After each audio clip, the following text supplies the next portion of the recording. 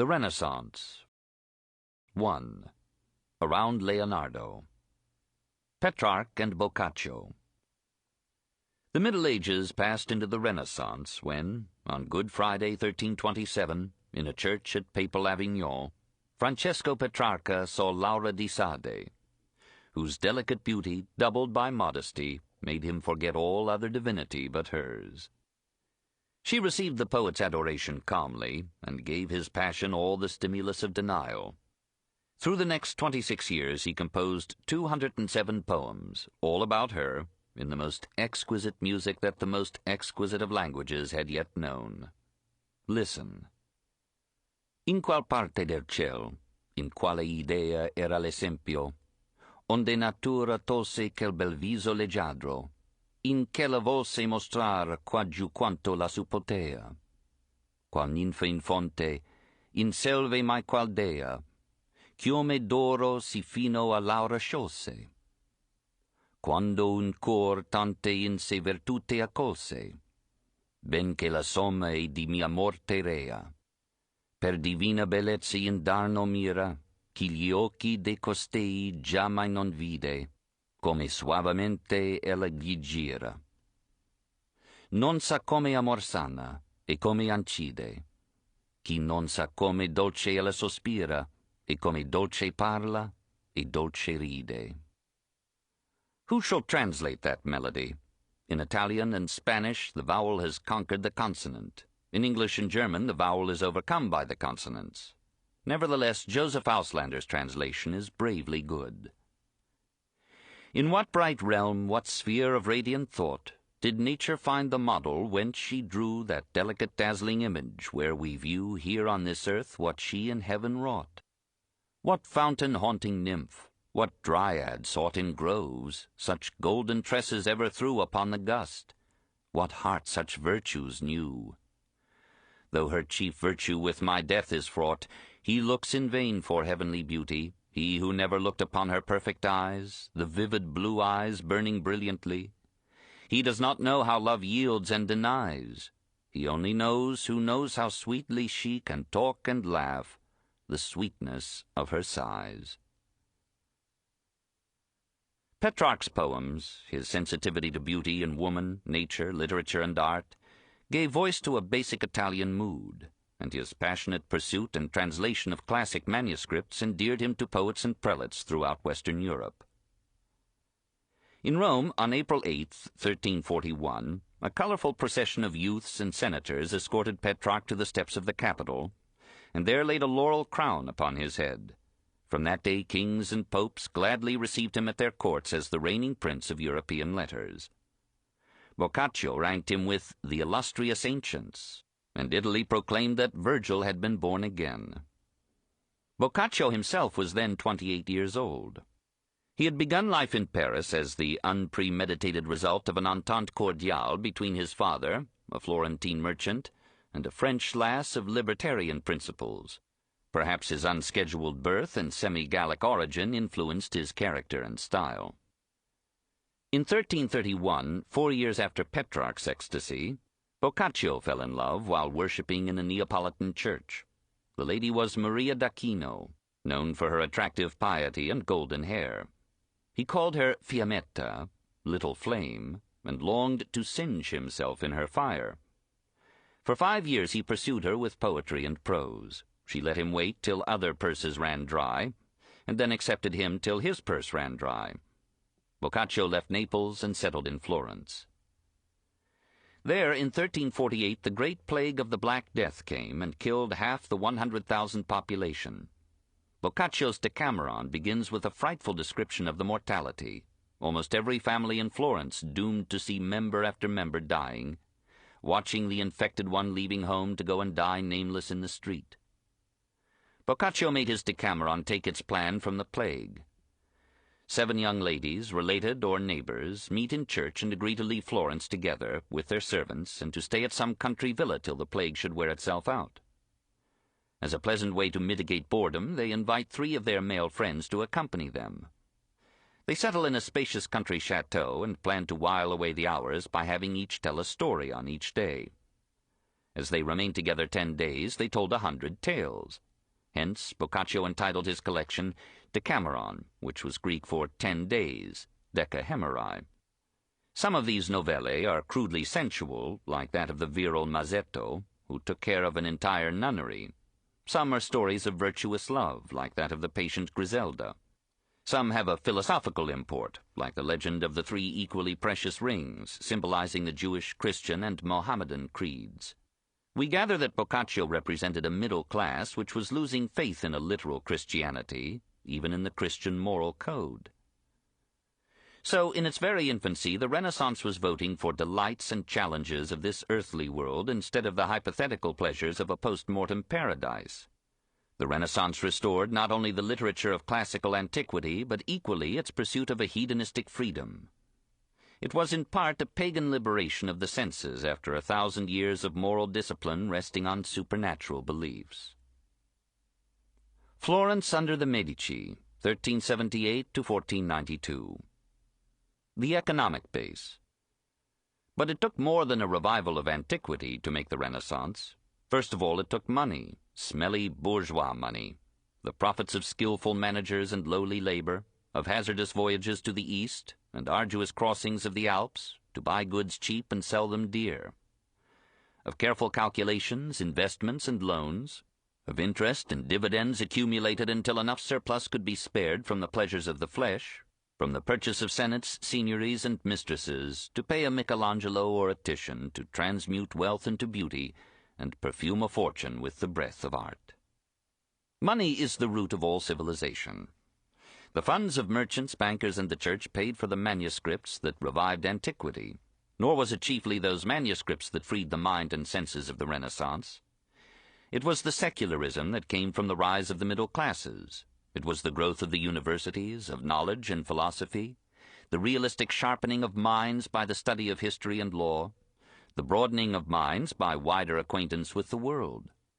Doubting the dogmas of the transmitted creed, and seeing the clergy as being as Epicurean as the laity, the educated Italian shook himself loose from intellectual and ethical restraints. His liberated senses took unabashed delight in all embodiments of beauty in nature, woman, man, and art. And his new freedom made him creative for an amazing century, 1434 to 1534, before it destroyed him with moral chaos, disintegrative individualism, and national subjection. The interlude between 2 disciplines was the Renaissance. Why was northern Italy the first to experience this spring awakening? There the old Roman wells had never been quite destroyed. The towns had kept their ancient structure and memories and now renewed their Roman law. Classic art survived in Rome, Verona, Mantua, Padua. Agrippa's Pantheon still functioned as a place of worship, though it was 1,400 years old. And in the Forum one could almost hear Cicero and Caesar debating the fate of Catiline. The Latin language was still a living tongue, of which Italian was merely a melodious variant. Pagan deities, myths, and rites lingered in popular memory, or under Christian forms. Italy stood athwart the Mediterranean, commanding that basin of classic civilization and trade. Northern Italy was more urban and industrial than any other region of Europe except Flanders. It had never suffered a full feudalism, but had subjected its nobles to its cities and its merchant class. It was the avenue of trade between the rest of Italy and Transalpine Europe, and between Western Europe and the Levant.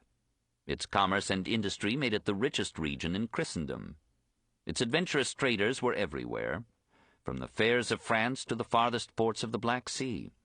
Accustomed to dealing with Greeks, Arabs, Jews, Egyptians, Persians, Hindus, and Chinese, they lost the edge of their dogmas and brought into the literate classes of Italy that same indifference to creeds which in 19th century Europe came, a second time, from widening contact with alien faiths. So Italy advanced in wealth and art and thought a century ahead of the rest of Europe, and it was only in the 16th century, when the Renaissance faded in Italy, that it blossomed in France, Germany, Holland, England, and Spain. The Renaissance was not a period in time, but a mode of life and thought, moving from Italy through Europe with the course of commerce, war, and ideas. It made its first home in Florence for much the same reasons that gave it birth in Italy. Through the organization of industry, the extension of her commerce, and the operation of her financiers, Florence, the city of flowers, was in the 14th century the richest town in the peninsula, excepting Venice. While the Venetians in that age gave their energies almost entirely to the pursuit of pleasure and wealth, the Florentines, possibly through the stimulus of a turbulent semi-democracy, developed a keenness of mind and wit, and a skill in every art that made their city, by common consent, the cultural capital of Italy. The quarrels of the factions raised the temperature of life and thought. Rival families contended in the patronage of art as well as in the pursuit of power. A happy stimulus was added when Cosimo de' Medici offered the resources of his own and other fortunes and palaces to house and entertain the delegates to the Council of Florence, 1439. The Greek prelates and scholars who came to that assembly to discuss the union of Eastern and Western Christianity had a far better knowledge of Greek literature than any Florentine could then possess. Some of them lectured in Florence, and the elite of the city crowded to hear them. When Constantinople fell to the Turks, 1453, many Greeks left it to make their home in the city where they had found such hospitality 14 years before. Several of them brought additional manuscripts of ancient texts. So by the concourse of diverse streams of influence, the Renaissance took form in Florence and made it the Athens of Italy. Behind the cultural primacy of Florence lay its industry, commerce, and finance. About a fourth of its population was engaged in industry. As early as 1300, Florence had 2 textile factories employing some 30,000 men and women. It had reached the stage of large investment, central provision of materials and machines, systematic specialization of labor, and control of production by suppliers of capital.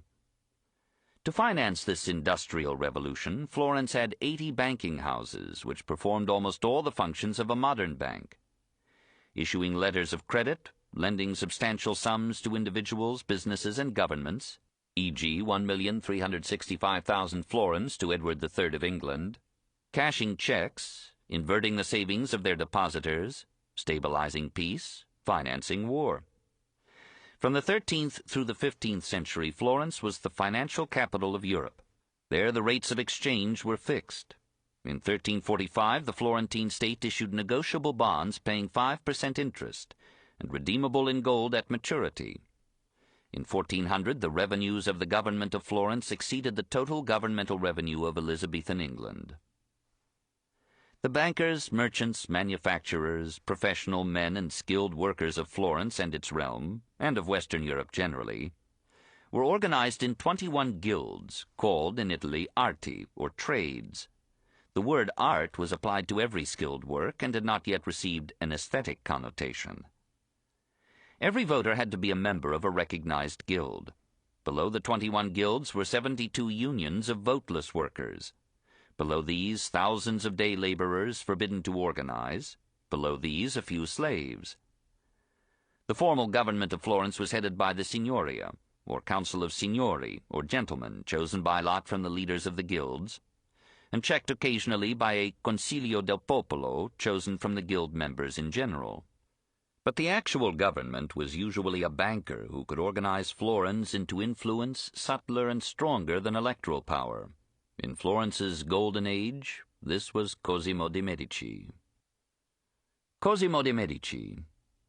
The name is a puzzle. We find no medicos in his ancestry. In 1428, at age 39, he fell heir to the largest fortune in Tuscany, controlling a bank, extensive farms, some silk and woolen factories, and a varied trade with Russia, Syria, Scotland, and Spain. He was on cordial terms with cardinals and sultans.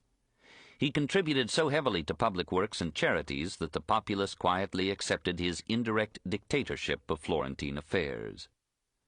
History also gives him its vote because he found money enough to finance a score of scholars, artists, poets, and philosophers. He spent part of his fortune collecting classic texts. When Niccolo de' Niccoli ruined himself in buying ancient manuscripts, Cosimo opened for him unlisted credit at the Medici Bank and supported him till Niccolo's death. He engaged 45 copyists to transcribe such manuscripts as could not be bought. He placed his precious minims, as Walt Whitman described them, in the monastery of San Marco, or in an abbey at nearby Fiesole, or in his own library, and opened these collections to teachers and students without charge. He established in Florence, 1445, a Platonic academy for the study of Plato, and enabled Marsilio Ficino to give half a lifetime to the translation and exposition of Plato's works. Now, after a reign of 400 years, scholasticism lost its sovereignty over philosophy in the West, and the exhilarating spirit of Plato entered like energizing yeast into the rising body of European thought.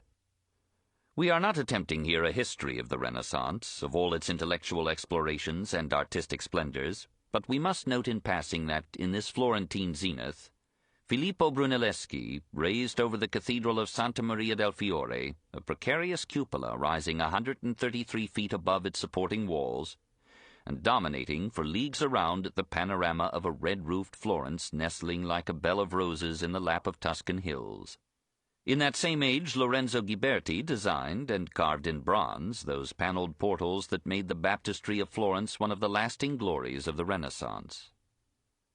Donatello, a pupil of Ghiberti, thought those doors too feminine in the grace of their line. His own spirit was masculine and boldly innovative. In 1430 he cast for Cosimo a bronze David that must have stirred Michelangelo to rivalry. Here the nude figure in the round made its unblushing debut in Renaissance sculpture. In Padua's Piazza San Antonio, the ambitious sculptor, after 6 years of labor, raised the first important equestrian statue of modern times, representing the wily Venetian general nicknamed Gattamelata, the honeyed cat. Cosimo called Donatello back to Florence and gave him commission after commission.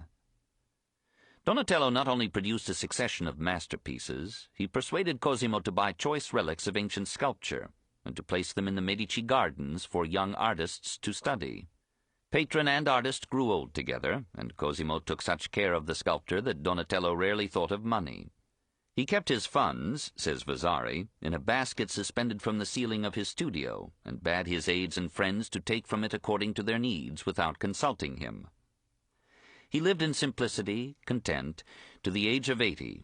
All the artists, nearly all the people of Florence, joined in the funeral that laid him to rest, as he had asked, in the crypt of San Lorenzo, beside Cosimo's own tomb. 1466. Lorenzo. Cosimo had died in 1464. His son Piero inherited his father's wealth, authority, and gout, and earned the name Il Gottoso. He ruled unhappily for 5 years, died in 1469, and left his power to his son Lorenzo, the future Il Magnifico. Cosimo had done his best to prepare the bright youth for the management of money and men. Lorenzo was tutored in Greek and philosophy, and absorbed a dozen disciplines by hearing the conversation of poets, statesmen, artists, humanists, and generals. He wrote passionate sonnets to highbrow ladies. Piero, thinking marriage a good cure for romance, persuaded him to marry Clarice Orsini, so allying the Medici with one of the 2 most powerful families in Rome. From that union would come Popes Leo X and Clement VII. 2 days after Piero's death, a deputation of leading citizens came to Lorenzo and asked him to assume the guidance of the state. Circumstances convinced him. The finances of the Medici firm were so entangled with those of the city that he feared ruin if the enemies or rivals of his house should capture political power. To quiet criticism of his consent, he appointed a council of experienced citizens to advise him on all matters of major importance. He consulted the council throughout his career, but he soon showed such good judgment that it rarely questioned his leadership. He ruled as Cosimo and Piero had done, remaining till 1490 a private citizen, but recommending policies to a Balia, council, in which the supporters of his house had a safe majority. The citizens acquiesced because prosperity continued. When Galeazzo Maria Sforza, Duke of Milan, visited Florence in 1471, he was amazed at the signs of wealth in the city, and still more at the art that Cosimo, Piero, and Lorenzo had gathered in the Medici palace and gardens. Here already was a museum of statuary, vases, gems, paintings, illuminated manuscripts, and architectural remains and models. Galeazzo declared that he had seen a greater number of fine paintings in this one collection than in all the rest of Italy. Amid the general prosperity, old factions kept their peace, crime abated, order prospered, though liberty declined. "We have here," wrote a contemporary, "no robberies, no nocturnal commotions, no assassinations. By night or day every person may transact his affairs in perfect safety." If Florence was to have a despot, said the judicious historian Guicciardini, she could never have found a more delightful one.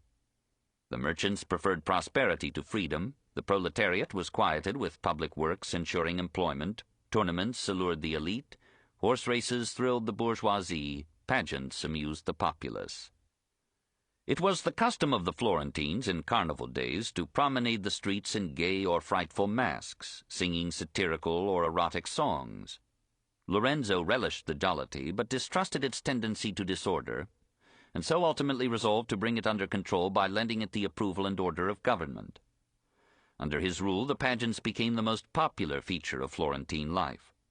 He engaged leading artists to design and paint the chariots, banners, and costumes. He and his friends composed lyrics to be sung from the carri, and these songs reflected the moral relaxation of the carnival. The most famous of Lorenzo's pageants was the Triumph of Bacchus, wherein a procession of floats carrying lovely maidens and a cavalcade of richly garbed youths on prancing steeds came over the Ponte Vecchio to the spacious square before the cathedral, while voices in polyphonic harmony, to the accompaniment of cymbals and lutes, sang a poem composed by Lorenzo himself, and hardly becoming a cathedral. Verse 1. Quanto è bella giovinezza, che si fugge tuttavia. Chi vuole ser lieto sia, di doman non c'è certezza. Fair is youth and void of sorrow, but it hourly flies away. Youths and maids enjoy today, naught ye know about tomorrow. Verse 2. This is Bacchus and the bright Ariadne, lovers true. They, in flying time's despite, each with each finds pleasures new. Verse 3. These, their nymphs, and all their crew keep perpetual holiday. Youths and maids enjoy today, naught ye know about tomorrow. Verse 14. Ladies and gay lovers young, long live Bacchus, live desire. Dance and play, let songs be sung. Let sweet love your bosoms fire. Verse 15. In the future, come what may, youths and maids enjoy today, naught ye know about tomorrow. Such poems and pageants lend some pale color to the charge that Lorenzo corrupted Florentine youth. Probably it would have been corrupt without him. Morals in Venice, Ferrara, and Milan were no better than in Florence. They were better in Florence under the Medici bankers than later in Rome under the Medici popes. Lorenzo's aesthetic sensibilities were too keen for his morals. Poetry was one of his prime devotions, and his compositions rivaled the best of his time.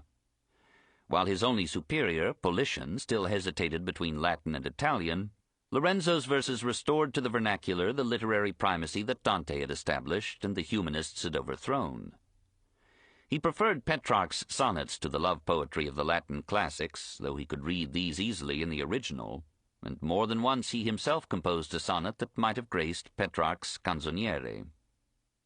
But he did not take poetic love too seriously. He wrote with finer sincerity about the rural scenes that gave exercise to his limbs and peace to his mind. His best poems celebrate the woods and streams, trees and flowers, flocks and shepherds of the countryside. Sometimes he wrote humorous pieces in terza rima that lifted the simple language of the peasantry into sprightly verse. Sometimes he composed satirical farces Rabelaisianly free. Then again a religious play for his children, and some hymns that catch here and there a note of honest piety. But his most characteristic poems were the canti carnescialeschi, carnival songs, written to be sung in festival time and mood, and expressing the legitimacy of pleasure and the discourtesy of maidenly prudence.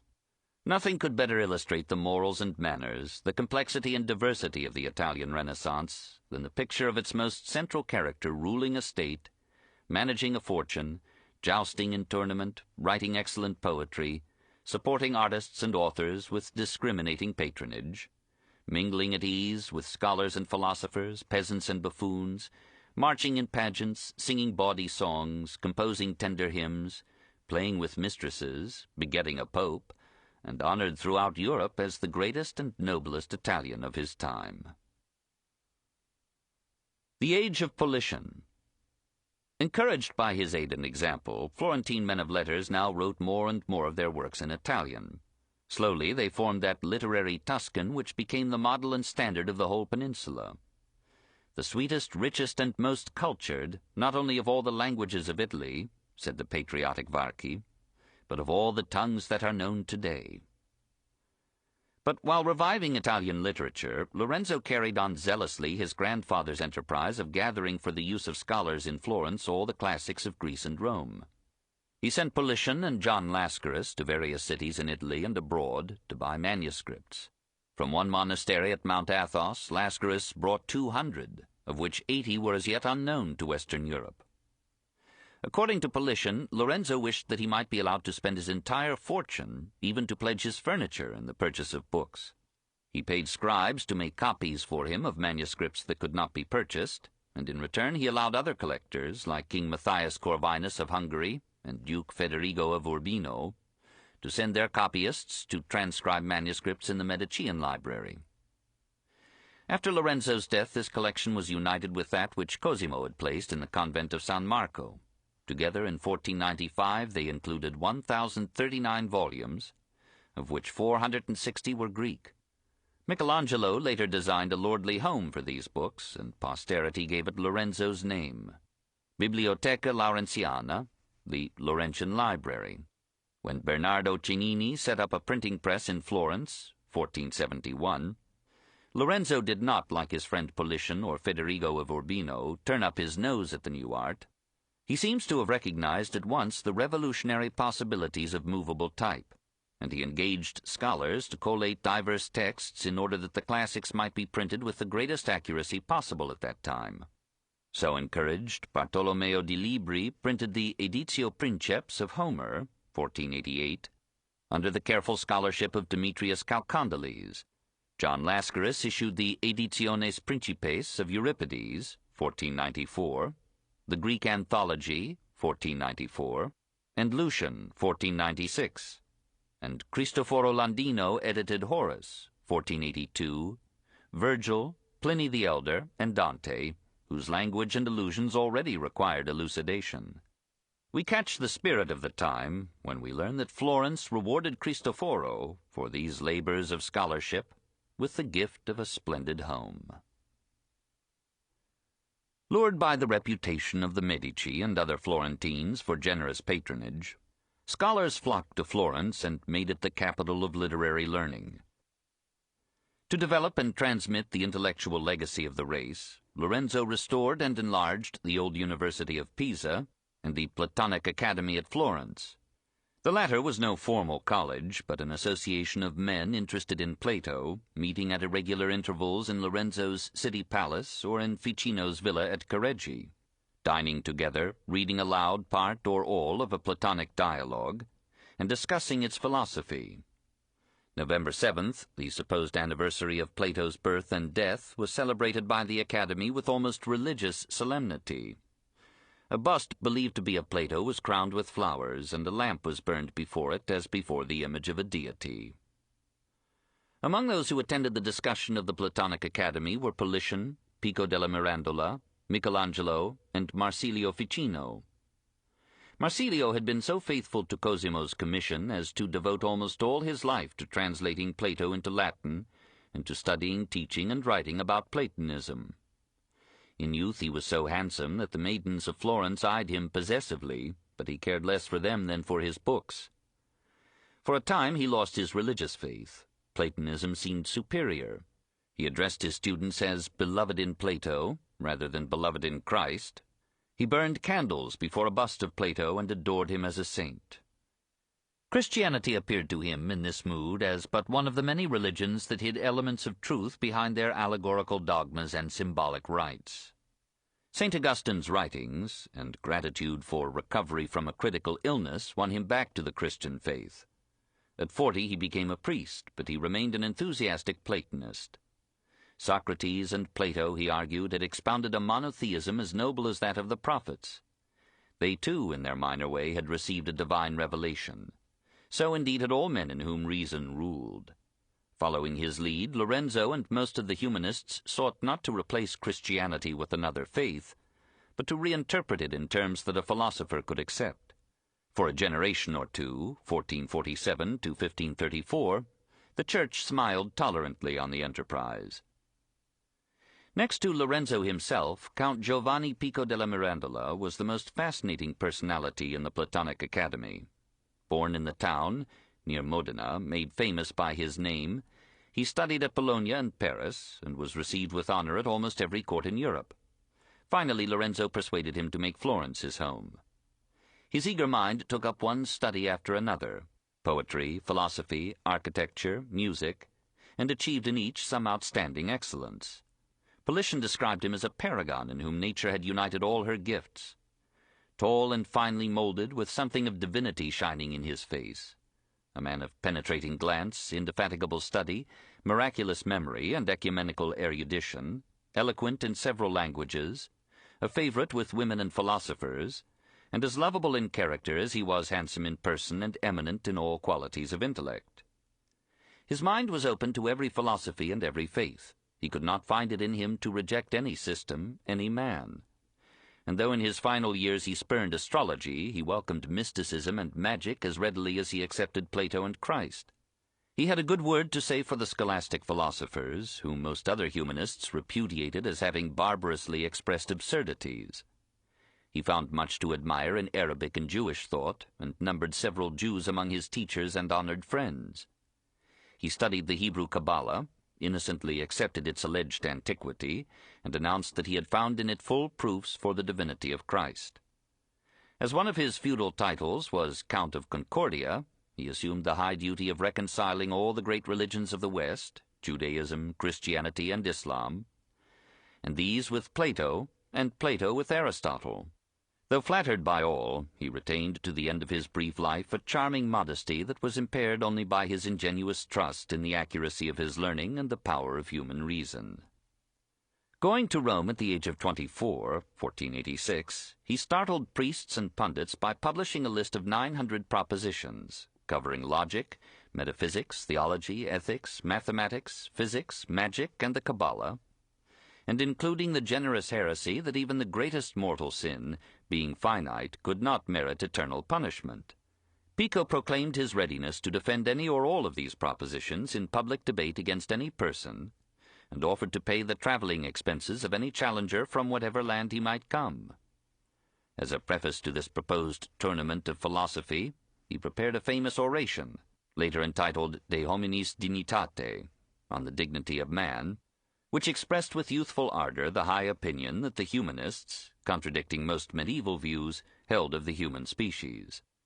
It is a commonplace of the schools, wrote Pico, that man is a little world in which we may discern a body mingled of earthly elements and a heavenly spirit, and the vegetable soul of plants, and the senses of the lower animals, and reason, and the mind of angels, and the likeness of God. And then Pico put into the mouth of God himself, as words spoken to Adam, a divine testimony to the limitless potentialities of man. I created thee as being neither heavenly nor earthly, that thou mightest be free to shape and to overcome thyself. Thou mayest sink into a beast or be born anew to the divine likeness. To which Pico added, in the high spirit of the young Renaissance, this is the culminating gift of God, this is the supreme and marvelous felicity of man, that he can be that which he wills to be. Animals, from the moment of their birth, carry with them from their mothers' bodies all that they are destined to have or be. The highest spirits, angels, are from the beginning what they will be forever. But God the Father endowed man from birth with the seeds of every possibility and every life.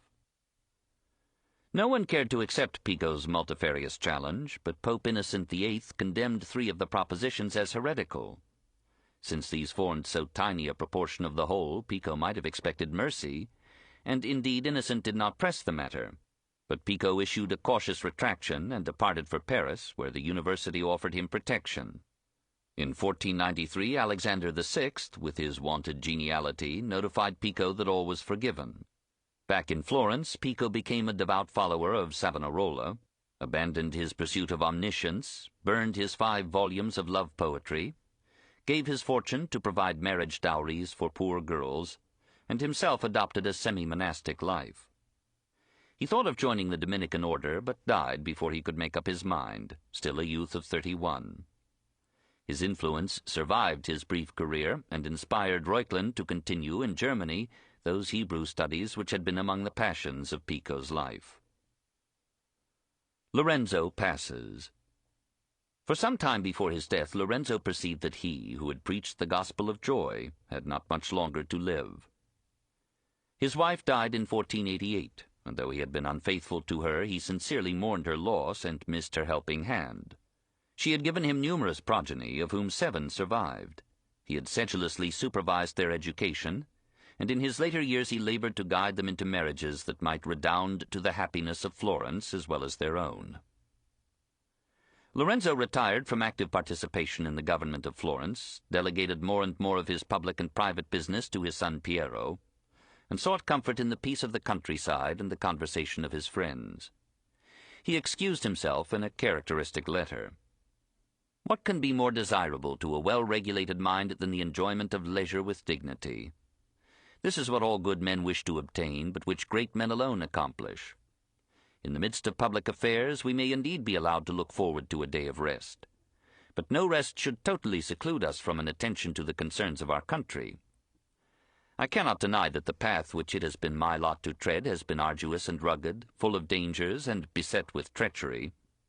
But I console myself in having contributed to the welfare of my country, the prosperity of which may now rival that of any other state, however flourishing.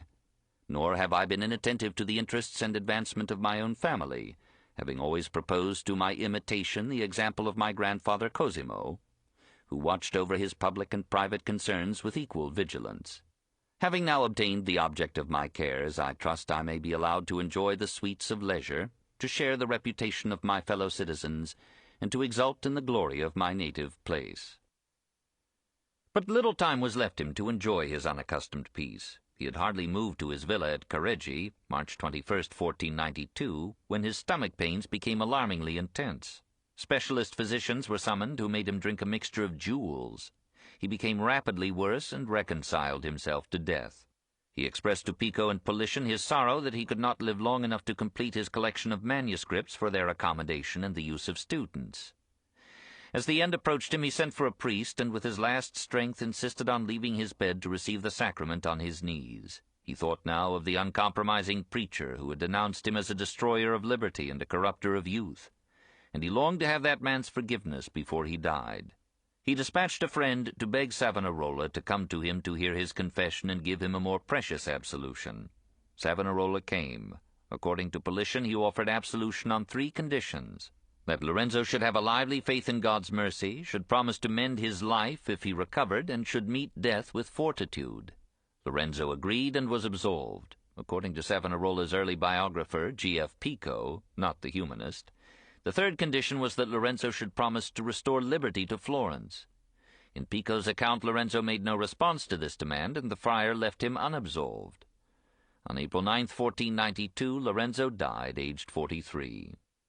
When the news of this premature death reached Florence, almost the entire city mourned, and even Lorenzo's opponents wondered how social order could now be maintained in Florence, or peace in Italy, without his guiding hand. Europe recognized his stature as a statesman and sensed in him the characteristic qualities of the time. He was the man of the Renaissance in everything but his aversion to violence. His slowly acquired prudence in policy, his simple but persuasive eloquence in debate, his firmness and courage in action, had made all but a few Florentines forget the liberty that his family had destroyed. And many who had not forgotten remembered it as the freedom of rich clans to compete in force and chicanery for an exploitive dominance in a democracy where only 1/30th of the population could vote. Lorenzo had used his power with moderation and for the good of the state, even to the neglect of his private fortune. He had been guilty of sexual looseness and had given a bad example to Florentine youth. He had given a good example in literature, had restored the Italian language to literary standing, and had rivaled his protégés in poetry. He had supported the arts with a discriminating taste that set a standard for Europe. Of all the despots, he was the gentlest and the best. This man, said King Ferdinand of Naples, lived long enough for his glory, but too short a time for Italy. After him, Florence declined, and Italy knew no peace. Leonardo da Vinci. The most fascinating figure of the Renaissance was born on April 15, 1452, near the village of Vinci, some 60 miles from Florence. His mother was a peasant girl, Caterina, who had not bothered to marry his father. Her seducer, Piero d'Antonio, was a Florentine attorney of some means. In the year of Leonardo's birth, Piero married a woman of his own rank.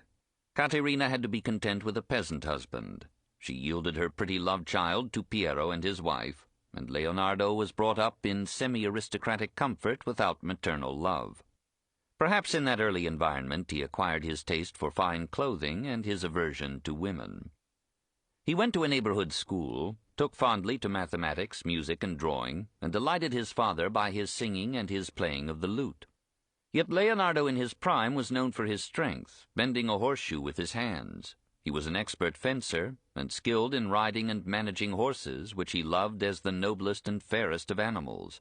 Apparently he drew, painted, and wrote with his left hand. This, rather than a desire to be illegible, made him write from right to left. In order to draw well, he studied all things in nature with curiosity, patience, and care. Science and art, so remarkably united in his mind, had there one origin: detailed observation. When he was turning 15, his father took him to Verrocchio's studio in Florence, and persuaded that versatile artist to accept him as an apprentice. All the educated world knows Vasari's story of how Leonardo painted the angel at the left in Verrocchio's Baptism of Christ, and how the master was so overwhelmed by the beauty of the figure that he gave up painting and devoted himself to sculpture. Probably this abdication is a post-mortem legend. Verrocchio made several pictures after the baptism. Perhaps in these apprentice days Leonardo painted the Annunciation in the Louvre, with its awkward angel and its startled maid. He could hardly have learned grace from Verrocchio. In 1472 he was admitted to membership in the Company of St. Luke. This guild, composed chiefly of apothecaries, physicians, and artists, had its headquarters in the hospital of Santa Maria Nuova. Presumably Leonardo found there some opportunities to study internal as well as external anatomy. A week before his 24th birthday, Leonardo and 3 other youths were summoned before a committee of the Florentine Signory to answer a charge of having had homosexual relations. The result of this summons is unknown. On June 7, 1476, the accusation was repeated. The committee imprisoned Leonardo briefly, released him, and dismissed the charge as unproved. Unquestionably, he was a homosexual.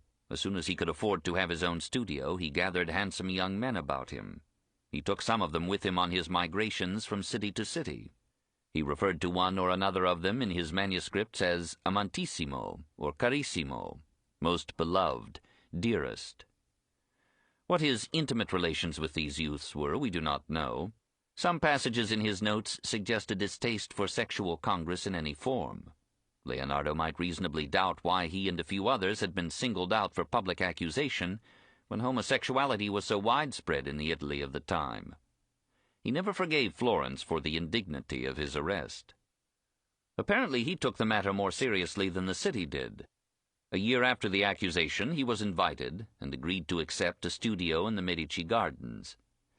And in 1478 the Signory itself asked him to paint an altarpiece for the chapel of St. Bernard in the Palazzo Vecchio. For some reason he did not carry out the assignment. Ghirlandaio took it over. Filippino Lippi completed it. Nevertheless, the Signory soon gave him, and Botticelli, another commission, to paint full-length portraits of 2 men hanged for the conspiracy of the Pazzi against Lorenzo and Giuliano de' Medici. Leonardo, with his half-morbid interest in human deformity and suffering, may have felt some fascination in the gruesome task. But indeed he was interested in everything. All postures and actions of the human body, all expressions of the face in young and old, all the organs and movements of animals and plants, from the waving of wheat in the field to the flight of birds in the air, all the cyclical erosion and elevation of mountains, all the currents and eddies of water and wind, the moods of weather, the shades of the atmosphere, and the inexhaustible kaleidoscope of the sky. All these seemed endlessly wonderful to him. Repetition never dulled for him their marvel and mystery. He filled thousands of pages with observations concerning them, and drawings of their myriad forms. When the monks of San Scopeto asked him to paint a picture for their chapel, 1481, he made so many sketches for so many features and forms of it that he lost himself in the details, and never finished the Adoration of the Magi. Nevertheless, it is one of his greatest paintings. The plan from which he developed it was drawn on a strictly geometrical pattern of perspective, with the whole space divided into diminishing squares. The mathematician in Leonardo always competed, often cooperated, with the artist. But the artist was already developed. The Virgin had the pose and features that she would keep in Leonardo's work to the end. The Magi were drawn with a remarkable understanding for a youth, of character and expression in old men. And the philosopher at the left was literally a brown study of half-skeptical meditation, as if the painter had so soon come to view the Christian story with a spirit unwillingly incredulous and still devout. And around these figures 100 others gathered, as if every kind of man and woman had hurried to this crib seeking hungrily the meaning of life and some light of the world, and finding the answer in a stream of births. The unfinished masterpiece, almost erased by time, hangs in the Uffizi at Florence, but it was Filippino Lippi who executed the painting accepted by the Scopetini Brotherhood. To begin, to conceive too richly, to lose himself in experimenting with details, to see beyond his subject a boundless perspective of human, animal, plant, and architectural forms, of rocks and mountains, streams and clouds and trees, in a mystic chiaroscuro light, to be absorbed in the philosophy of the picture rather than in its technical accomplishment, to leave to others the lesser task of coloring the figures so drawn and placed, for revealing significance, to turn in despair after long labor of mind and body from the imperfection with which the hand and the materials had embodied the dream. This was to be Leonardo's character and fate, with a few exceptions, to the end. Perhaps he entered upon each work of art with a view to solve a technical problem of composition, color, or design, and lost interest in the work when the solution had been found. Art, he said, lies in conceiving and designing, not in the actual execution. This was labor for lesser minds.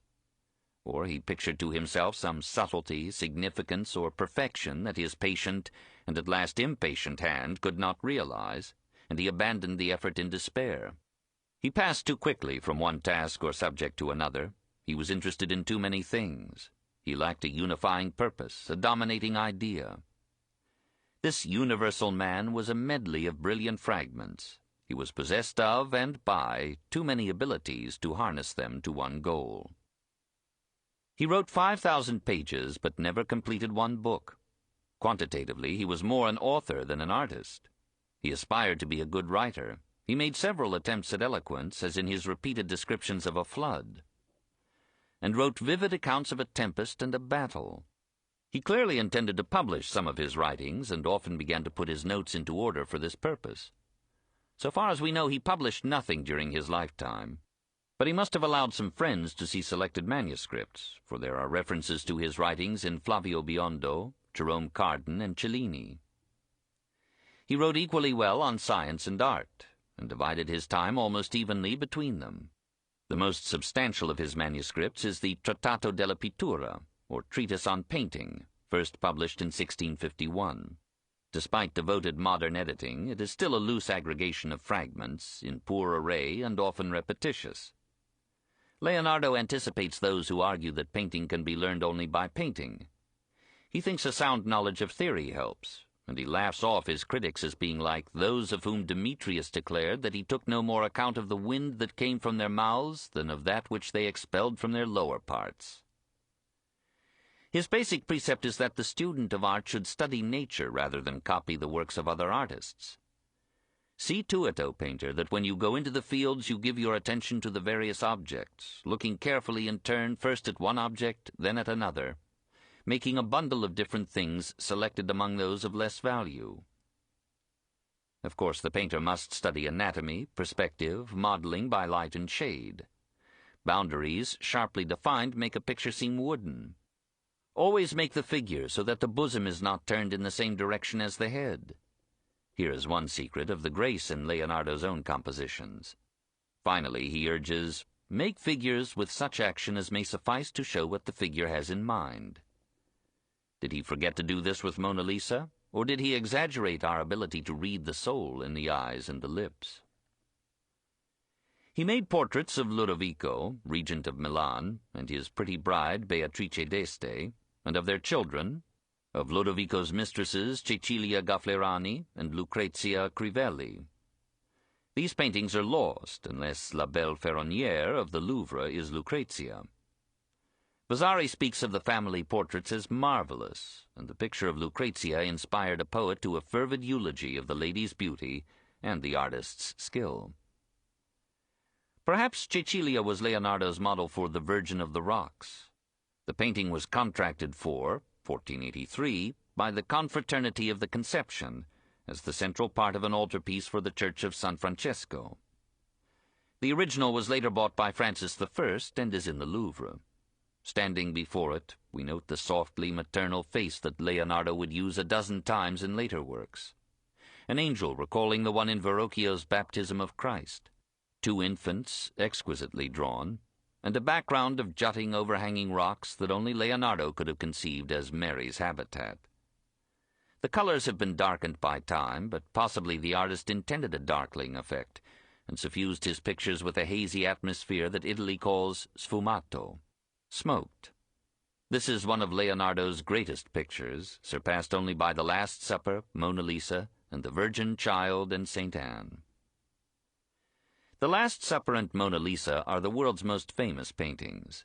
Hour after hour, day after day, year after year, pilgrims enter the refectory that holds Leonardo's most ambitious work. In that simple rectangular building, the Dominican friars who were attached to Ludovico's favorite church, Santa Maria delle Grazie, took their meals. Soon after the artist arrived in Milan, Ludovico asked him to represent the Last Supper on the farthest wall of this refectory. For 3 years, 1495 to 98, on and off, Leonardo labored or dallied at the task, while duke and friars fretted over his incalculable delays. The prior, if we may believe Vasari, complained to Ludovico of Leonardo's apparent sloth, and wondered why he would sometimes sit before the wall for hours without painting a stroke.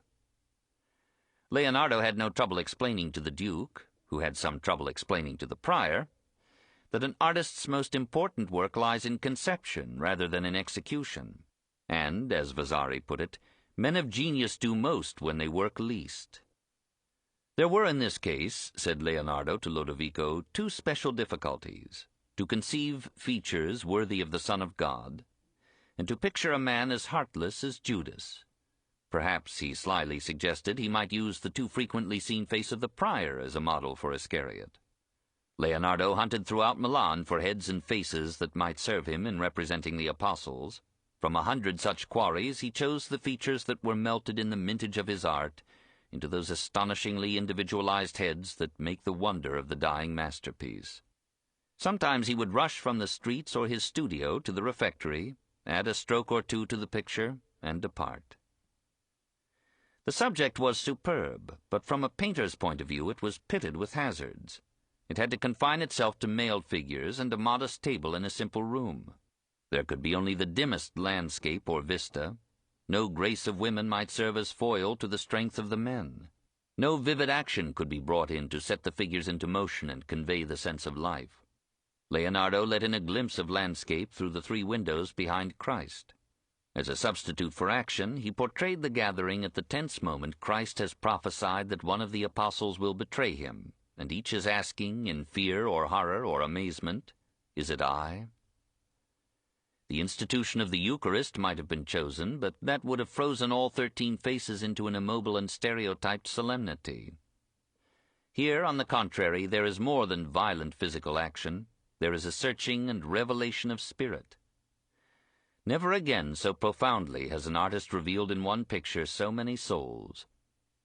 For the apostles, Leonardo made numberless preliminary sketches. Some of these, for James the Greater, Philip, Judas, are drawings of such finesse and power as only Rembrandt and Michelangelo have matched. When he tried to conceive the features of Christ, Leonardo found that the apostles had exhausted his inspiration. According to Lamazzo, writing in 1557, Leonardo's old friend Zenale advised him to leave the face of Christ unfinished, saying, Of a truth, it would be impossible to imagine faces lovelier or gentler than those of James the Greater or James the Less. Accept your misfortune, then, and leave your Christ incomplete, for otherwise, when compared with the apostles, he would not be their Savior or their Master. Leonardo took the advice. He or a pupil made a famous sketch, now in the Brera Gallery, for the head of Christ, but it pictured an effeminate sadness and resignation rather than the heroic resolve that calmly entered Gethsemane. Perhaps Leonardo lacked the reverent piety that, had it been added to his sensitivity, his depth, and his skill, might have brought the picture nearer to perfection. Because he was a thinker as well as an artist, Leonardo shunned fresco painting as an enemy to thought. Such painting on wet and freshly laid plaster had to be done rapidly before the plaster dried. Leonardo preferred to paint on a dry wall with tempera colors mixed in a gelatinous substance, for this method allowed him to ponder and experiment. But these colors did not adhere firmly to the surface. Even in Leonardo's lifetime, what with the usual dampness of the refectory and its occasional flooding in heavy rains, the paint began to flake and fall. When Vasari saw the picture, 1536, it was already blurred. When Lomazzo saw it, 60 years after its completion, it was already ruined beyond repair. The friars later helped decay by cutting a door through the legs of the apostles into the kitchen, 1656. The engraving by which the painting has been reproduced throughout the world was taken not from the spoiled original, but from an imperfect copy made by one of Leonardo's pupils, Marco Dogiono. Today we can study only the composition and the general outlines, hardly the shades or subtleties. But whatever were the defects of the work when Leonardo left it, some realized at once that it was the greatest painting that Renaissance art had yet produced. On and off, during the years 1503 to 06, Leonardo painted the portrait of Mona Lisa, i.e. Madonna Elisabetta, third wife of Francesco del Giocondo, who in 1512 was to be a member of the Signory. Presumably a child of Francesco, buried in 1499, was one of Elisabetta's children, and this loss may have helped to mold the serious features behind La Gioconda's smile.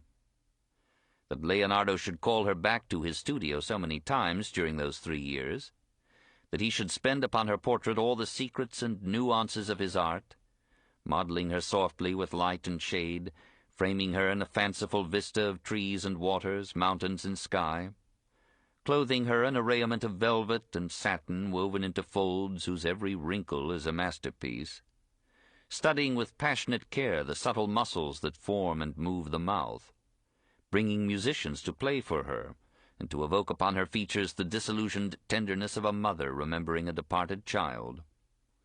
These are inklings of the spirit in which he came to this engaging merger of painting and philosophy.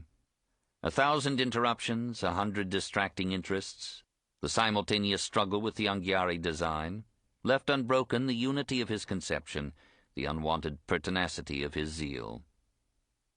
This, then, is the face that launched 1,000 dreams upon a sea of ink. Not an unusually lovely face. A shorter nose would have launched more reams, and many a lass in oil or marble, as in any Correggio, would by comparison make Lisa only moderately fair. It is her smile that has made her fortune through the centuries, a nascent twinkle in her eyes, an amused and checked upcurving of her lips. What is she smiling at? The efforts of the musicians to entertain her? The leisurely diligence of an artist who paints her through 1,000 days and never makes an end? Or is it not just Mona Lisa smiling, but all women saying to all men, "Poor impassioned lovers, a nature blindly commanding continuance burns your nerves with an absurd hunger for our flesh, softens your brains with a quite unreasonable idealization of our charms, lifts you to lyrics that subside with consummation, and all that you may be precipitated into parentage. Could anything be more ridiculous? But we, too, are snared. We women pay a heavier price than you for your infatuation. And yet, sweet fools, it is pleasant to be desired, and life is redeemed when we are loved." Or was it only the smile of Leonardo himself that Lisa wore, of the inverted spirit that could hardly recall the tender touch of a woman's hand, and could believe in no other destiny for love or genius than obscene decomposition, and a little fame flickering out in man's forgetfulness? When at last the sittings ended, Leonardo kept the picture, claiming that this most finished of all portraits was still incomplete. Perhaps the husband did not like the prospect of having his wife curl up her lips at him and his guests, hour after hour from his walls. Many years later, Francis I bought it for 4,000 crowns, $50,000, and framed it in his palace at Fontainebleau. Today, after time and restorations have blurred its subtleties, it hangs in the majestic Salon Carré of the Louvre, daily amused by 1,000 worshippers, and waiting for time to efface and confirm Mona Lisa's smile. The Inventor. It is hard for us to realize that to Lodovico, as to Caesar Borgia, Leonardo was primarily an engineer. Even the pageants that he planned for the Duke of Milan included ingenious automata. Every day, says Vasari, he made models and designs for the removal of mountains with ease, and to pierce them to pass from one place to another, and by means of levers, cranes, and winches to raise and draw heavy weights. He devised methods for cleaning harbors and for raising water from great depths. He developed a machine for cutting threads in screws. He worked along correct lines toward a water wheel. He devised frictionless roller-bearing band brakes. He designed the first machine gun and mortars with cog gears to elevate their range, a multiple belt drive, 3-speed transmission gears, an adjustable monkey wrench, a machine for rolling metal, a movable bed for a printing press, a self-locking worm gear for raising a ladder. He had a plan for underwater navigation, but refused to explain it. He revived the idea of Hero of Alexandria for a steam engine, and showed how steam pressure in a gun could propel an iron bolt 1,200 yards. He invented a device for winding and evenly distributing yarn on a revolving spindle, and scissors that would open and close with one movement of the hand. Often he let his fancy bemuse him, as when he suggested inflated skis for walking on water, or a watermill that would simultaneously play several musical instruments. He described a parachute. If a man have a tent made of linen, of which the apertures have all been stopped up, and it be 12 cubits across and 12 in depth, he will be able to throw himself down from any great height without sustaining any injury. Through half his life he pondered the problem of human flight. Like Tolstoy, he envied the birds as a species in many ways superior to man. He studied in detail the operation of their wings and tails, the mechanics of their rising, gliding, turning, and descending. His sharp eye noted these movements with passionate curiosity, and his swift pencil drew and recorded them. He observed how birds avail themselves of air currents and pressures. He made several drawings of a screw mechanism by which a man, through the action of his feet, might cause wings to beat fast enough to raise him into the air. In a brief essay, Sul Volo, on flight, he described a flying machine made by him with strong starched linen, leather joints, and thongs of raw silk. He called this the bird, and wrote detailed instructions for flying it. Did he actually try to fly it? A note in the Codice Atlantico says, "Tomorrow morning, on the 2nd day of January, 1496, I will make the thong and the attempt." We do not know what this means. Fazio Cardano, father of the physicist Jerome Cardan, 1501–76, told his son that Leonardo himself had essayed flight. Some have thought that when Antonio, one of Leonardo's aides, broke his leg in 1510, it was in trying to fly one of Leonardo's machines. We do not know. Leonardo was on the wrong track. Human flight came not by imitating the bird, except in gliding, but by applying the internal combustion engine to a propeller that could beat the air not downward but backward. Forward speed made possible upward flight. But the noblest distinction of man is his passion for knowledge.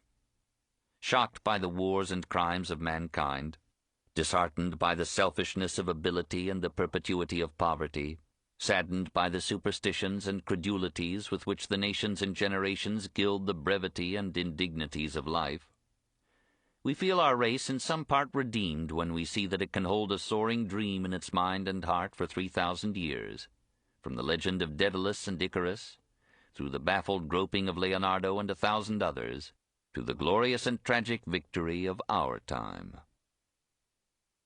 The Scientist. Side by side with his drawings, sometimes on the same page, sometimes scrawled across a sketch of a man or a woman, a landscape or a machine, are the notes in which this insatiable mind puzzled over the laws and operations of nature. Perhaps the scientist grew out of the artist. Leonardo's painting compelled him to study anatomy, the laws of proportion and perspective, the composition and reflection of light, the chemistry of pigments and oils.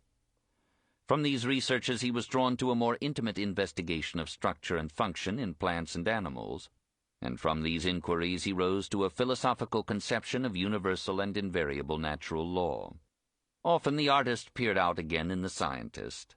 The scientific drawing might be itself a thing of beauty, or terminate in a graceful arabesque. He tried his hand at almost every science. He took enthusiastically to mathematics as the purest form of reasoning. He felt a certain beauty in geometrical figures, and drew some on the same page with a study for the Last Supper. He expressed vigorously one of the fundamental principles of science. There is no certainty where one can neither apply any of the mathematical sciences, nor any of those that are not based upon them. And he proudly echoed Plato, "Let no man who is not a mathematician read the elements of my work." Armed with the great text of Theophrastus on plants, he turned his alert mind to natural history. He examined the system on which leaves are arranged about their stalks, and formulated its laws. He observed that the rings in a cross-section of a tree trunk record the years of its growth by their number, and the moisture of the year by their width. He seems to have shared several delusions of his time as to the power of certain animals to heal some human diseases by their presence or their touch. He atoned for this uncharacteristic lapse into superstition by investigating the anatomy of the horse with a thoroughness to which recorded history has no precedent. He prepared a special treatise on the subject, but it was lost in the French occupation of Milan. He almost inaugurated modern comparative anatomy by studying the limbs of men and animals in juxtaposition. He set aside the superannuated authority of Galen and worked with actual bodies. The anatomy of man he described not only in words but in drawings that excelled anything yet done in that field. He planned a book on the subject and left for it hundreds of illustrations and notes. He claimed to have dissected more than 30 human cadavers, and his countless drawings of the fetus, the heart, lungs, skeleton, musculature, viscera, eye, skull, and brain, and the principal organs in women, support his claim. He was the first to give, in remarkable drawings and notes, a scientific representation of the uterus, and he described accurately the 3 membranes enclosing the fetus. He was the first to delineate the cavity of the bone that supports the cheek, now known as the antrum of Highmore. He poured wax into the valves of the heart of a dead bull to get an exact impression of the chambers. He was the first to characterize the moderator band, catena, of the right ventricle. He was fascinated by the network of blood vessels. He divined the circulation of the blood, but did not quite grasp its mechanism. The heart, he wrote, is much stronger than the other muscles. The blood that returns when the heart opens is not the same as that which closes the valves.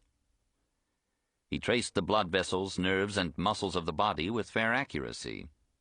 He attributed old age to arteriosclerosis, and this to lack of exercise. He began a volume, De Figure Humana, on the proper proportions of the human figure as an aid to artists, and some of his ideas were incorporated in his friend Pacioli's De Divina Proportione. He analyzed the physical life of man from birth to decay, and then planned a survey of mental life.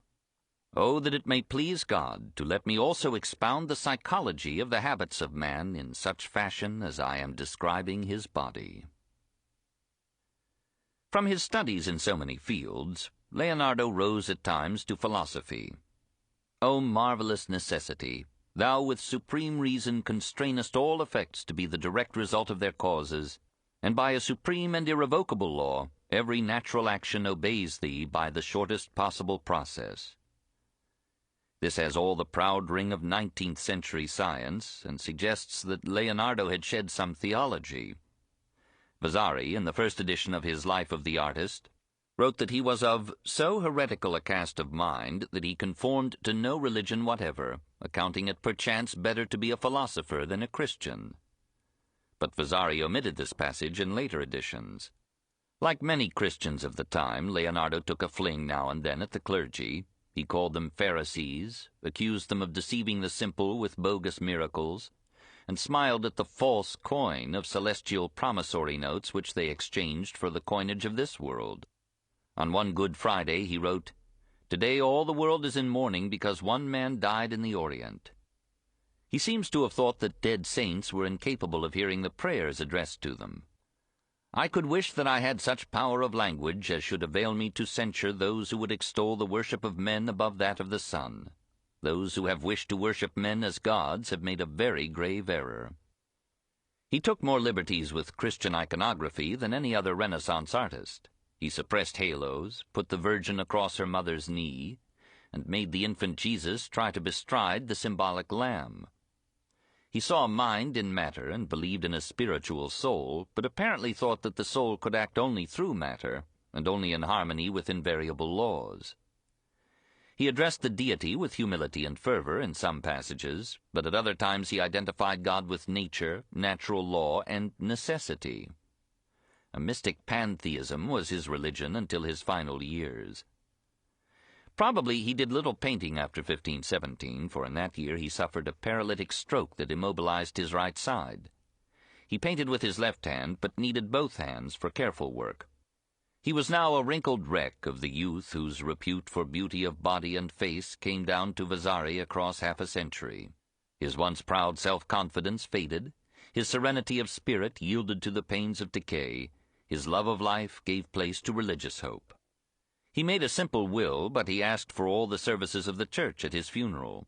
Once he had written, "As a day well spent makes it sweet to sleep, so a life well used makes it sweet to die." Vasari tells a touching story of how Leonardo died on May 2, 1519, in the arms of King Francis I. Leonardo had arrived in France in 1516 under contract to Francis as painter, engineer, and architect of the king and state mechanician. But apparently Francis was elsewhere at the time. The body was buried in the cloister of the Collegiate Church of Saint-Florentin in Amboise. How shall we rank him? Which of us commands the variety of knowledge and skills required to judge so multiple a man? The fascination of his polymorphous mind lures us into exaggerating his actual achievement, for he was more fertile in conception than in execution. He was not the greatest scientist, or engineer, or painter, or sculptor, or thinker of his time. He was merely the man who was all of these together, and in each field rivaled the best. There must have been men in the medical schools who knew more of anatomy than he. The most notable works of engineering in the territory of Milan had been accomplished before Leonardo came. Both Raphael and Titian left a more impressive total of fine paintings than has survived from Leonardo's brush. Michelangelo was a greater sculptor. Machiavelli and Guicciardini were profounder minds. And yet Leonardo's studies of the horse were probably the best work done in the anatomy of that age. Lodovico and Cesare Borgia chose him from all Italy as their engineer. Nothing in the paintings of Raphael or Titian or Michelangelo equals The Last Supper. No painter has matched Leonardo in subtlety of nuance, or in the delicate portrayal of feeling and thought and pensive tenderness. No statue of the time was so highly rated as Leonardo's plaster Sforza. No drawing has ever surpassed the Virgin Child and St. Anne. And nothing in Renaissance philosophy soared above Leonardo's conception of natural law. He was not the man of the Renaissance, for he was too gentle, introverted, and refined to typify an age so violent and powerful in action and speech. He was not quite the universal man, since the qualities of statesman or administrator found no place in his variety.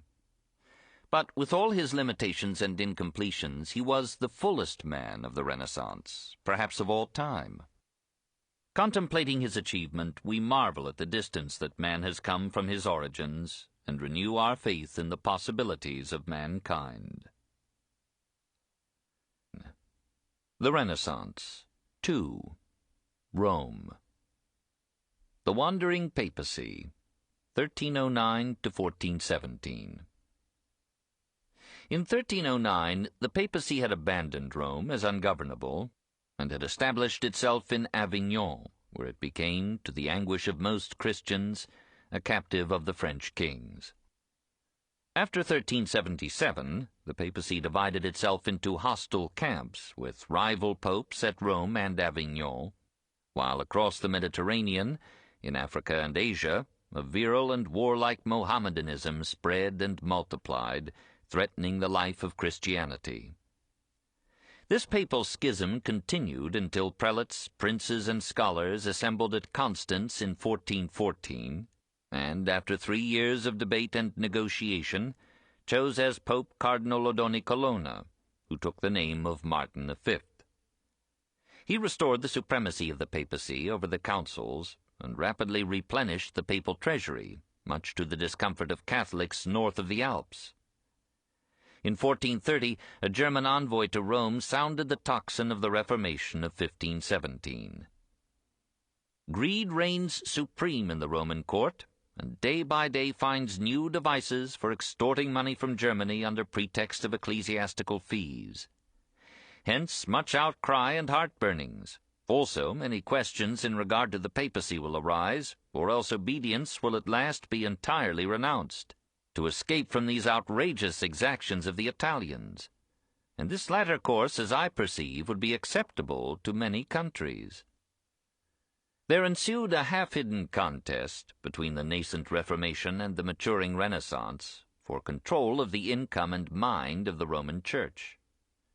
Martin himself had appointed as a papal secretary one of the outstanding humanists, Poggio Bracciolini. Martin's successor, Eugenius IV, who reigned from 1431 to 1447, was already one to the Renaissance and helped it wherever his embattled pontificate led him. Driven from Rome by a Colonna-managed uprising of the populace, he fled with his curiate to Ferrara and summoned to it a new council of bishops and cardinals. An epochal event in military history cooperated with his views. As the onrushing Turks neared Constantinople, bringing Islam with them, the leaders of early Christianity fled from their ancient capital to Italy and offered to confer with Western prelates for the union of Greek and Latin Christianity. Eugenius welcomed them at Ferrara and called a Roman Catholic council to confer with them. There, for 8 months, the theologians debated the beloved minima of their faiths. When plague broke out at Ferrara, Cosimo de' Medici invited the theologians to transfer their consultations to Florence. They came, Eugenius with them. Cosimo and his friends honored them, fed them, and bought their classic texts. Eugenius added to his secretariat Flavio Biondo, Leonardo Bruni, and other Italian humanists who could negotiate with the Greeks in Greek. The homeless theologians agreed to unite the Greek and Roman churches and creeds, but the priests and populace of the Christian East repudiated the agreement. The Turks took Constantinople. The great schism of Eastern from Western Christianity continued, but Pope Eugenius, fortified by the classical experts, carried the Renaissance to Rome. The Scholar Popes. Among the fervent students whom Eugenius had admired in Florence was Tommaso Perentucelli, a young priest who spent all his money on books, borrowed to buy more, and aspired to gather into one library all the great books in the world. In 1443, Eugenius made him an archbishop. In 1446, a cardinal. In 1447, the conclave made him pope. "Who would have thought," he exclaimed, "that a poor bell-ringer of a priest would be made pope, to the confusion of the proud?" It was one of the democratic features of Catholicism that any normal youth could rise to the papacy. The humanists of Italy rejoiced, and one of them proclaimed that Plato's vision had come true. A philosopher had become king. Nicholas V, as he now called himself, had 3 aims: to be a good pope, to rebuild Rome, and to restore classical literature, learning, and art. Dowered with all the revenues of the papacy, he sent agents to Athens, Constantinople, Germany, and England to seek and buy, or copy, Greek or Latin manuscripts, pagan or Christian. He installed a large corps of copyists and editors in the Vatican. He called almost every prominent humanist in Italy to Rome, and he paid his scholars with a liberality that alarmed his financiers and grieved the provinces. Bold critics charged that the contributions of the pious were spent on the vanities of pagan literature and the luxuries of skeptical cardinals. When Nicholas called for 1/10 of all the revenue of Western Europe to be devoted to a crusade to recover Constantinople from the Turks, 1453, Europe hardly listened. Nicholas bowed to reality, and the lust of life cooled in his veins. He died in 1455, at 58. He had been extravagant in his generosity, but he had restored peace in the Church and had brought back order and splendor to Rome. He had founded the Vatican Library and had united the Catholic and the classical world, the Church and the Renaissance. The mating seemed complete in Pope Pius II, born in Siena in 1405, of the prominent Piccolomini family. He was christened Aenea Silvio, but he signed most of his many writings, nearly all Latin, Aeneas Silvius, after the Aeneas of Virgil's Aeneid. And even his papal name echoed Virgil's favorite adjective for his hero, pius, which meant reverent and faithful toward one's parents or native land. The word fitted the pope more than the man, for in his 53 pre-papal years he had availed himself of all the moral laxity of the age. He sampled a dozen women and wrote for a friend a love letter designed to melt the obstinacy of a girl who preferred marriage to fornication. Amid his wanderings he remained faithful only to literature, loving the ancient classics and writing the best Latin of his time. As Latin was the language of diplomacy, he readily found diverse employments, from lovers to kings. In 1445, Frederick III, secular head of the Holy Roman Empire, sent him as envoy to Eugenius IV. Silvius, who had attacked Eugenius in numerous tracts, apologized so eloquently that the humanist pontiff readily forgave him, and from that time the wandering scholar belonged to the Pope. He became a priest, 1446, and at 41 resigned himself to chastity. Henceforth he lived an exemplary life. In 1449 he was made Bishop of Siena. In 1456 he became Cardinal Piccolomini. In 1458 he was chosen Pope. He was now 53, and his adventurous life had taken such toll of his strength that he seemed already old. He made no attempt to hide his youthful errors and amours. On the contrary, he issued publicly a bull of retraction, asking God and the Church to forgive him. He had become a humanist in Florence, and now he included the scholars Platina and Biondo in his secretariat, but he did not pay them intoxicating fees. Greater issues absorbed him. The Turks, bringing a rival religion with them, were advancing toward Vienna and into Serbia and Bosnia. Soon they might reach the Adriatic. What could stop them from crossing that sea into divided, quarreling Italy? Pius II proclaimed another crusade. He begged the northern powers to send fleets to join his own. Only Venice complied. Pius led a squadron around Italy, reached Ancona, and waited hopefully for the Venetians. He succumbed to exhaustion just as they arrived. He was given a stately funeral in Rome, but his crusade died with him. I pass over Pope Sixtus IV, who governed the Church from 1471 to 1484, brought it near bankruptcy through nepotism and war, built the Sistine Chapel that bears his name, rebuilt the Vatican Library, added 1,100 classical manuscripts to the 2,527 already there, and appointed Torquemada to direct the Inquisition in Spain. I should have enjoyed saying a kind word for Pope Alexander VI, and even for his unscrupulous son Caesar Borgia, but I hurry on to Pope Julius II and the summit of the Roman Renaissance. Julius II. Julius was an able and undiscourageable general who led or assigned one army after another to recapture the papal states for the papacy as necessary buffers against environing principalities eager to control the Church. He was a powerful administrator of affairs and men. We can still feel the depth and force of his character from Raphael's profound portrait in the Pitti Palace at Florence. Under him, Raphael and Michelangelo came to their fulfillment. Raphael. Raphael was born in 1483 to Giovanni Santi, the leading painter of Urbino. He was named after the fairest of the archangels and grew up in the odor of art. From that happy youth he passed to Perugia, where in 3 years under Perugino he learned to paint pious Madonnas. Then Pinturicchio lured him to Siena and taught him that a woman could be a goddess of beauty without being the mother of God. The pagan side of Raphael, which would later enliven the bathroom of a cardinal with rosy nudes, developed in the amiable artist along with the piety that would produce the Sistine Madonna. In 1508 he received at Florence a call from Julius II to come and work for him in Rome. He was glad to go, for Rome, not Florence, was now the exciting and stimulating center of the Renaissance.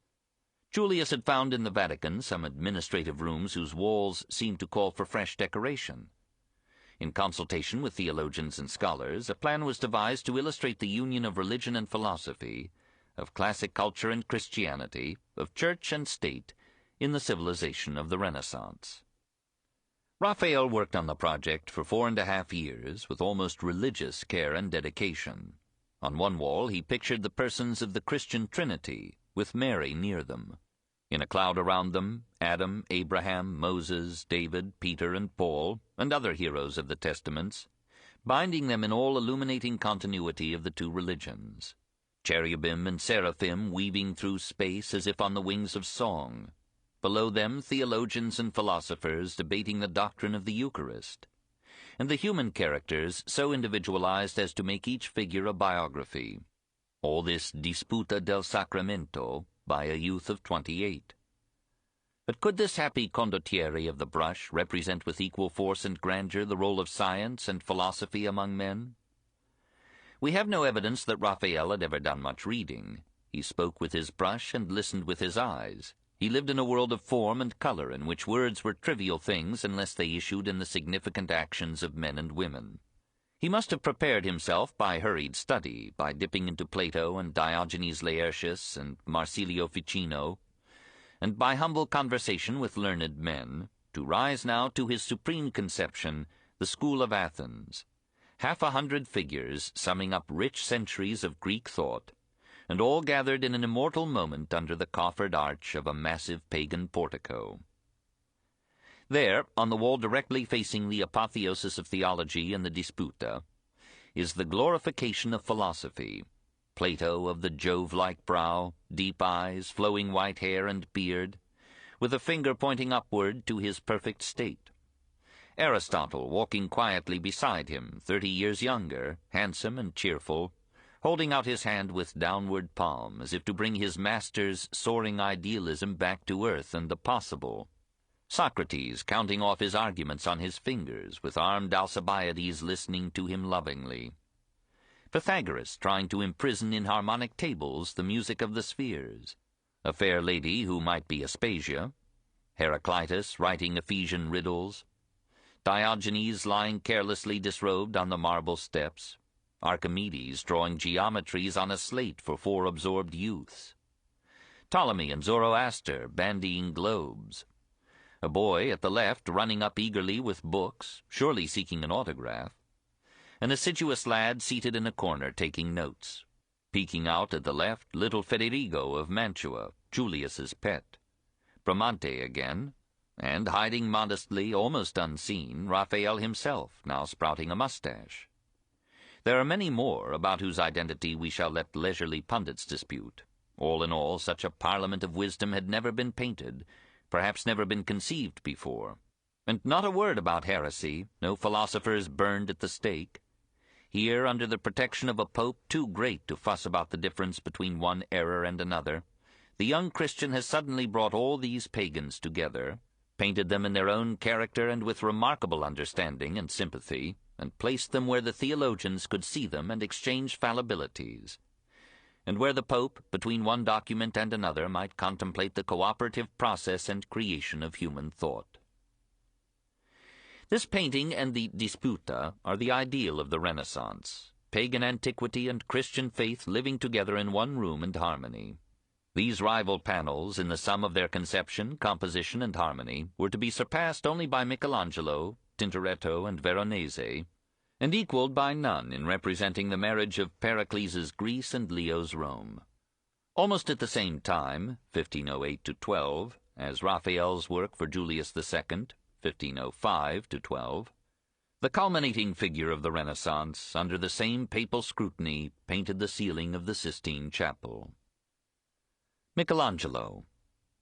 Michelangelo, named like Raphael after an archangel, was born in 1475, second son of Lodovico Buonarroti Simone, mayor of the little town of Caprese, on the road from Florence to Arezzo. Michelangelo prided himself on having in him a drop or two of noble blood. Research has proven him mistaken, but perhaps it had misdefined its terms. He received some schooling in Florence, but he learned no Latin and never felt the calming hypnosis of the classical mood. He was Hebraic, not classic, more Protestant than Catholic, though he designed the church's overpowering citadel. He preferred drawing to writing, which is a corruption of drawing. He preferred sculpture to painting, and soon won admission to the gardens in which the Medici displayed their collections of ancient statuary and architecture. Pleased with the youth's zeal and products, Lorenzo took him into his house, treated him as a son, and regularly seated him at the same table with Politian, Ficino, Pico della Mirandola, and Lorenzo himself. There Michelangelo heard the most enlightened talk about government, literature, philosophy, and art. But that aristocratic circle had lost the Christian ethic as well as the Christian creed, and thought the Garden of Epicurus more pleasant than Gethsemane. In those years, Savonarola was preaching his fiery gospel of Puritan, almost ascetic reform. Michelangelo went often to hear him and never forgot him. When Savonarola died, 1498, something of his spirit lingered in the somber artist, a scorn of the moral decay in the Italian capitals, a fierce resentment of despotism, a dark presentiment of doom. When he painted the Last Judgment, he hurled the friars' fulminations down the centuries. In 1496 he accepted the invitation of a cardinal to visit Rome. There, on a contract with the French ambassador, he carved the Pietà, which still startles us in St. Peter's, the Virgin Mother holding her crucified Son in her lap. Michelangelo was only 23, and the group shows defects that his youth might excuse. The excessive drapery, the mother's hand too small for her body, her left hand hanging inexplicably in the air, her face that of a woman younger than her son. But the figure of Christ, limp and almost reduced to bone, the drapery of flowing stone, the little group containing the essence of human history as a race between motherhood and mortality. This, like Raphael's stanze, rooms, reveals how rapidly an artist had to mature in the heat and race of the Renaissance. The call of impoverished relatives brought the now famous sculptor back to Florence. There, in 1501, the cathedral's Board of Works challenged him to chisel into a human figure a block of marble 13.5 feet tall, and so irregularly shaped that it had lain unused for a century. Michelangelo toiled on the refractory material for 2.5 years, using every inch of its height, and drew from it the proudly virile David, which stood for centuries as the city's defiance of its enemies. Giorgio Vasari, famous historian of art, thought this proudly naked youth surpassed all other statues, ancient or modern, Latin or Greek. Meanwhile, Pope Julius II itched for a tomb of such size and beauty as would remind even a distant posterity of his triumphs in politics and war.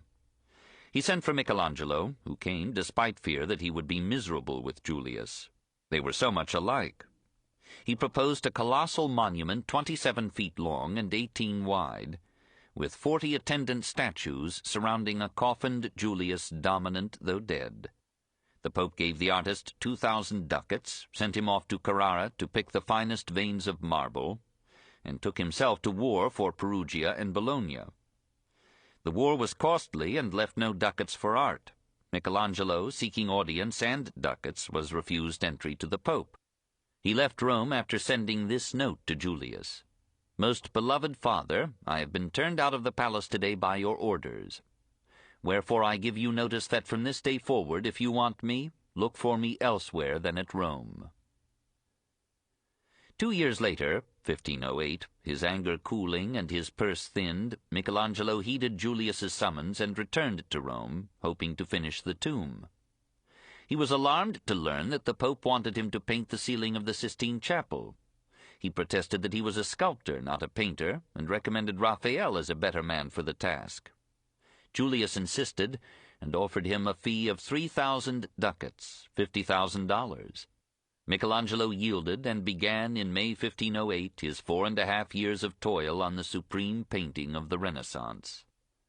Picture the old Pope mounting the frail frame, aided to the platform by the artist, and asking impatiently, "When will it be finished?" The reply, as reported by Vasari, was a lesson in integrity.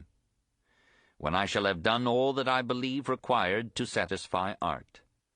When for the last time Michelangelo descended from the scaffold, he was exhausted, emaciated, and prematurely old. He was only 37 and had 51 years yet to live. Julius died February 21st, 1513, 4 months later. Michelangelo mourned the passing of the great pope and wondered if the next pontiff would have as sure an instinct as Julius for great art. He retired to his humble lodgings and bided his time. Leo X. The pope who gave his name to one of the most brilliant and immoral ages in history owed his ecclesiastical career to the political strategy of his father. Lorenzo de' Medici had been almost destroyed by Sixtus IV. He hoped that the power of the Medici family and the security of his progeny in Florence would be helped by having a Medici sitting in the College of Cardinals. He destined his second son for the ecclesiastical state almost from Giovanni's infancy. At 7, the boy was tonsured. At 8, he was appointed protonotary apostolic. At 14, he was made a cardinal. One might become a cardinal without becoming a priest. Cardinals were then chosen for political ability and family connections rather than for religious zeal. All who met Cardinal de' Medici liked him. He was affable, modest, and unostentatiously generous. Even his ample income hardly sufficed for his aid to poets, artists, musicians, and scholars. He enjoyed all the arts and graces of life. Nevertheless, the historian Guicciardini, who lost no love on popes, described him as having the reputation of a chaste person and unblameable of manners, and Aldus Manutius complimented him on his pious and irreproachable life. In 1513 he was called to Rome to take part in choosing a successor to Julius. He was still only 37 and could hardly have expected that he would be chosen pope. He entered the conclave in a litter, suffering from an anal fistula. After a week of debate, and apparently without simony, Giovanni de' Medici was elected March 11, 1513, and took the name Leo X. He was not yet a priest, but this defect was remedied on March 15th. Everybody was surprised and pleased. After the dark intrigues of Alexander and Caesar Borgia, and the wars and turbulence of Julius, it was a relief that a young man already distinguished for his good nature was now to lead the church, presumably in the ways of peace. Poets, sculptors, painters, goldsmiths rejoiced.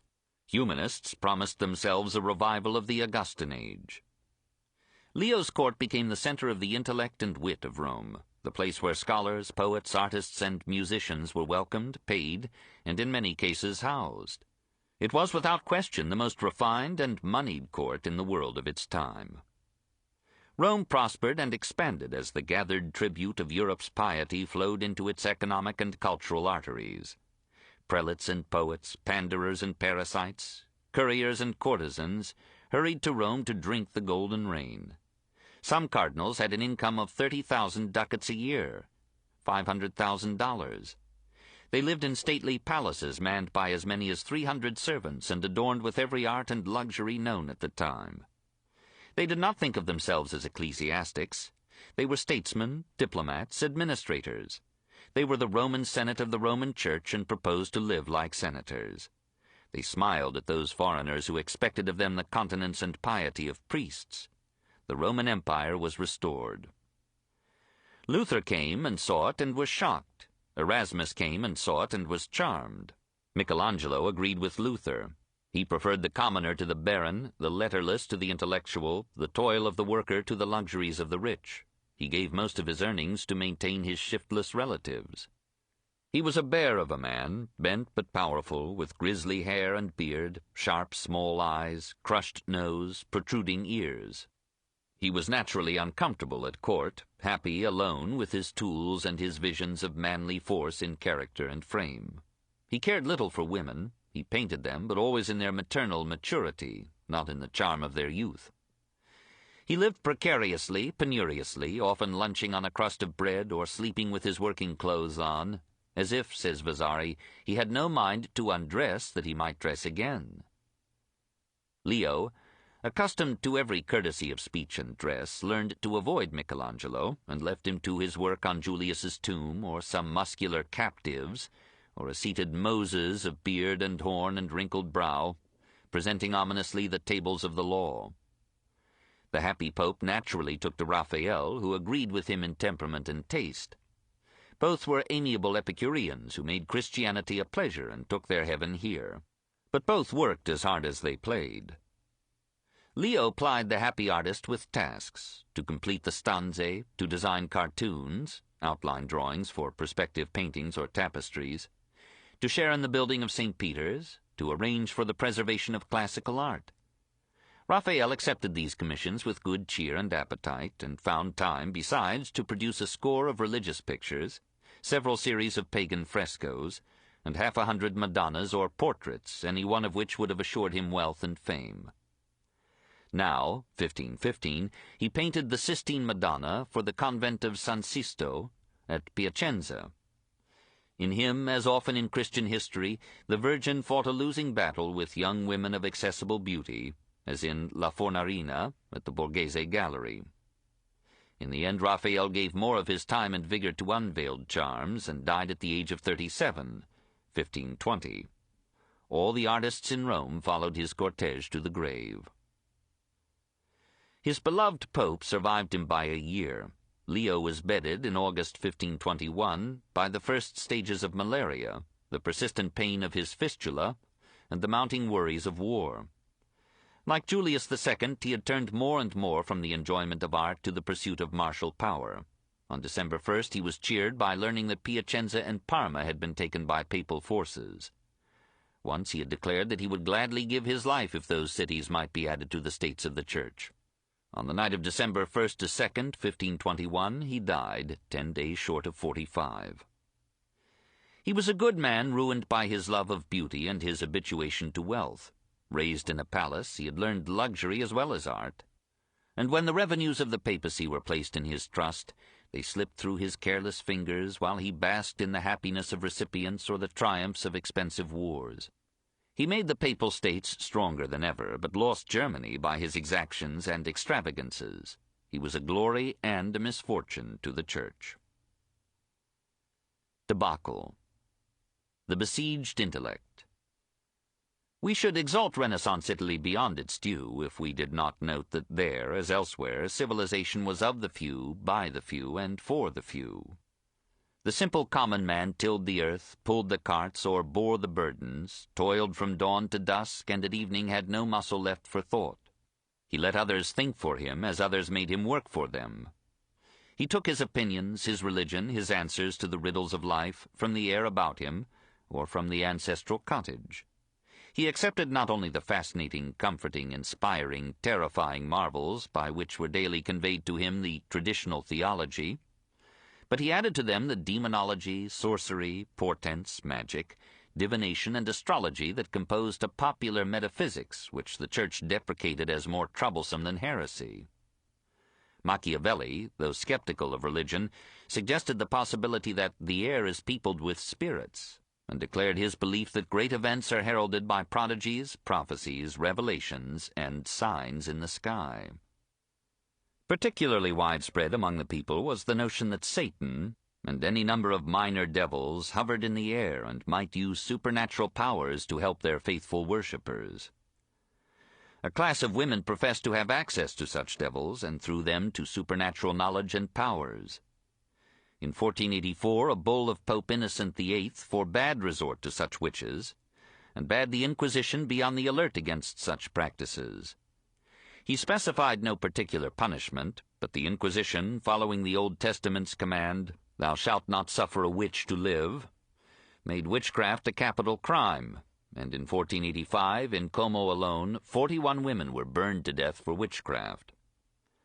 Such executions multiplied, 140 in Brescia in 1486, and 300 more at Como in 1514, in the pontificate of the refined and gentle Leo X. In such an environment, science marked time. Indeed, it fell below the level it had reached under Albertus Magnus in the 13th century. It could not enjoy, as art did, the united support of laity and the Church. The only prosperous science was medicine, for men will sacrifice for health anything but appetite. Physicians were condemned for their high fees and envied for their high social standing and their startling scarlet robes. They broke down the medieval hostility to the dissection of cadavers. Sometimes ecclesiastics helped them.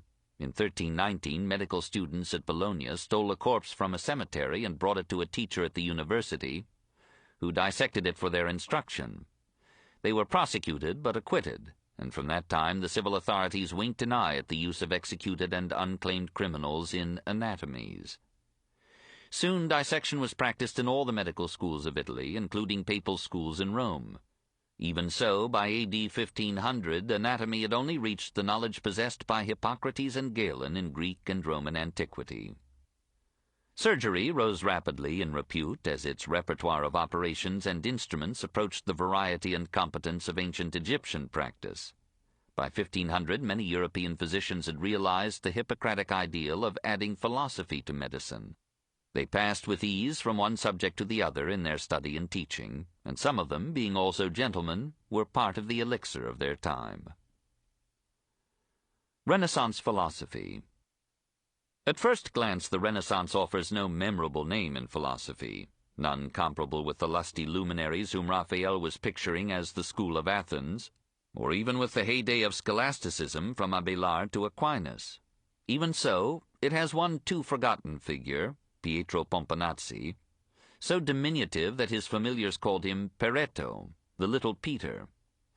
And as he covered his heresies by ascribing them to the generally accepted Aristotle, he likened himself to an ant exploring an elephant. Professor of philosophy at the University of Padua from 1495 to 1509, and then at the University of Bologna from 1512 to his death in 1525, he escaped the Inquisition because he had unburnable friends.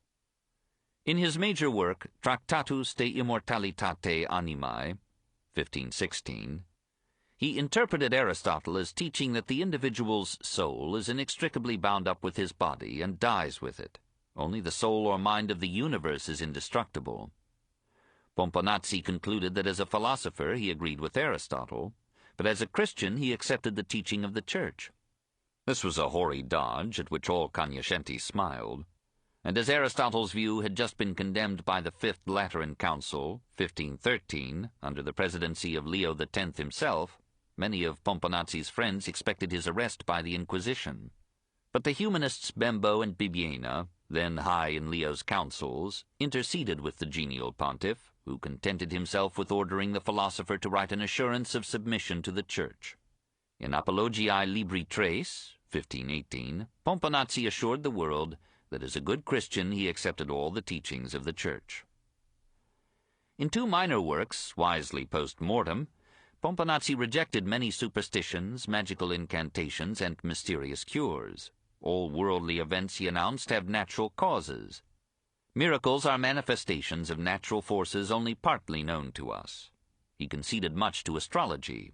The lives of men and the history of states, even of religions, are affected by the actions of the stars. He defended the freedom of the human will, not only because we seemed conscious of such freedom, but because without it there could be no moral responsibility, and all social order would rest precariously on fear of the police or of divine punishment. Hence, he concluded, great legislators have taught belief in a future state of reward and suffering as an indispensable aid to government. These things, he said of his own speculations, are not to be communicated to common people, for they are incapable of receiving these secrets. The lower classes kept the beloved faith despite the philosophers. The thousands who heard Savonarola must have believed, and the example of Vittoria Colonna shows that piety could survive education. But the soul of the great creed had been pierced with the arrows of doubt, and the Gothic splendor of the medieval myth had been tarnished by its accumulated gold. Machiavelli. One man remains, hard to classify or place. Diplomat, historian, dramatist, philosopher, the most cynical thinker of his time, and yet a patriot fired with an ideal, a man who failed in almost everything that he undertook, but left upon history a deeper mark than almost any other figure of the age. Niccol Machiavelli was the son of a Florentine lawyer, a man of moderate means who held a minor post in the government and owned a small rural villa at San Casciano, 10 miles out of the city. The boy received the ordinary literary education, learning to read Latin readily but not Greek. He took a fancy to Roman history, became enamored of Livy, and found for almost every political institution and event of his day an illuminating analogue in the history of Rome. He began, but seems never to have completed, the study of law. He cared little for the art of the Renaissance, and expressed no interest in the discovery of America. Perhaps he felt that merely the theater of politics was now enlarged, while the plot and characters would remain unchanged. His one absorbing interest was politics, the technique of influence, the chess of power. In 1498, at 29, he was appointed secretary to the Dieci della Guerra, a council of 10 for war, and held that post for 14 years. In 1500 he accompanied, and soon led, a mission to Louis XII of France. He followed the French court from chateau to chateau, and transmitted to the Florentine signoria such alert intelligence, such keen analysis, that on his return his friends acclaimed him as a graduate diplomat. The turning point in his development was his mission to Caesar Borgia, 1502. At Senigallia he noted Borgia's happiness at having ensnared, and then strangled or caged, the adventurers who had conspired against him. These were events that stirred all Italy. To Machiavelli they were lessons in philosophy. Here was a man, 6 years younger than himself, who in 2 years had overthrown a dozen tyrants, given order to a dozen cities, and made himself the very meteor of his time. How weak seemed words before this youth who used them with such lordly economy. From that moment Caesar Borgia became the hero of Machiavelli's thought, as Bismarck would be Nietzsche's. Here, in this embodied will to power, was a morality beyond good and evil, a model for supermen. In 1512, Julius II overthrew the Florentine Republic and restored the Medici to power. Machiavelli lost his diplomatic post, was accused of plotting to restore the government, was arrested, tortured, freed, and retired with a wife and 4 children to the villa at San Casciano. There he spent the rest of his life, writing discourses on the first 10 books of Livy, and a summary of his conclusions called Il Principe. It circulated in manuscript, but was not published till 5 years after his death. Thereafter it was among the most frequently reprinted volumes in the history of philosophy. It is the most honest and immoral of books. It expounds clearly and frankly the doctrine that a state need not, must not, practice the moral code which it recommends to its citizens. It may justly punish perjury, fraud, theft, cruelty, and murder, but it may rightly practice any or all of these if it considers them necessary to the protection of the state.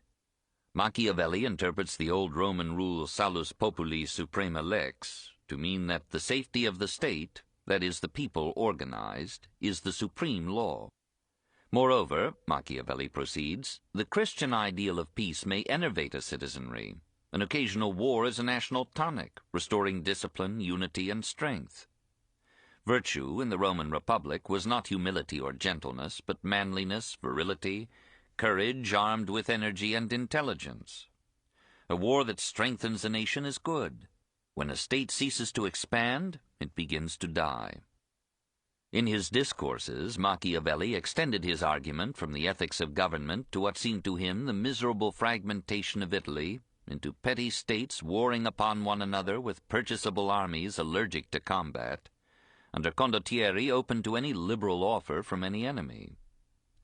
He knew that northern rulers coveted the fruitful lands and brilliant art of Italy.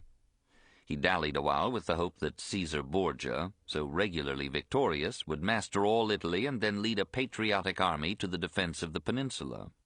But Caesar Borgia died in 1507, and Machiavelli, tired of politics, tired of his rural retreat, tired even of his tavern friends, gave up his life in 1527. In that year, a predominantly German army conquered and devastated Rome and put an end to the Roman Renaissance. Adrian the Sixth. The population of the capital, from princes to populace, was shocked to learn, on January 2, 1522, that the conclave of cardinals had elected to the papacy a non-Italian, the first since 1378, and worse yet, a Teuton, the first since 1161, at the very time when Martin Luther was leading Germany into open revolt against the Church of Rome.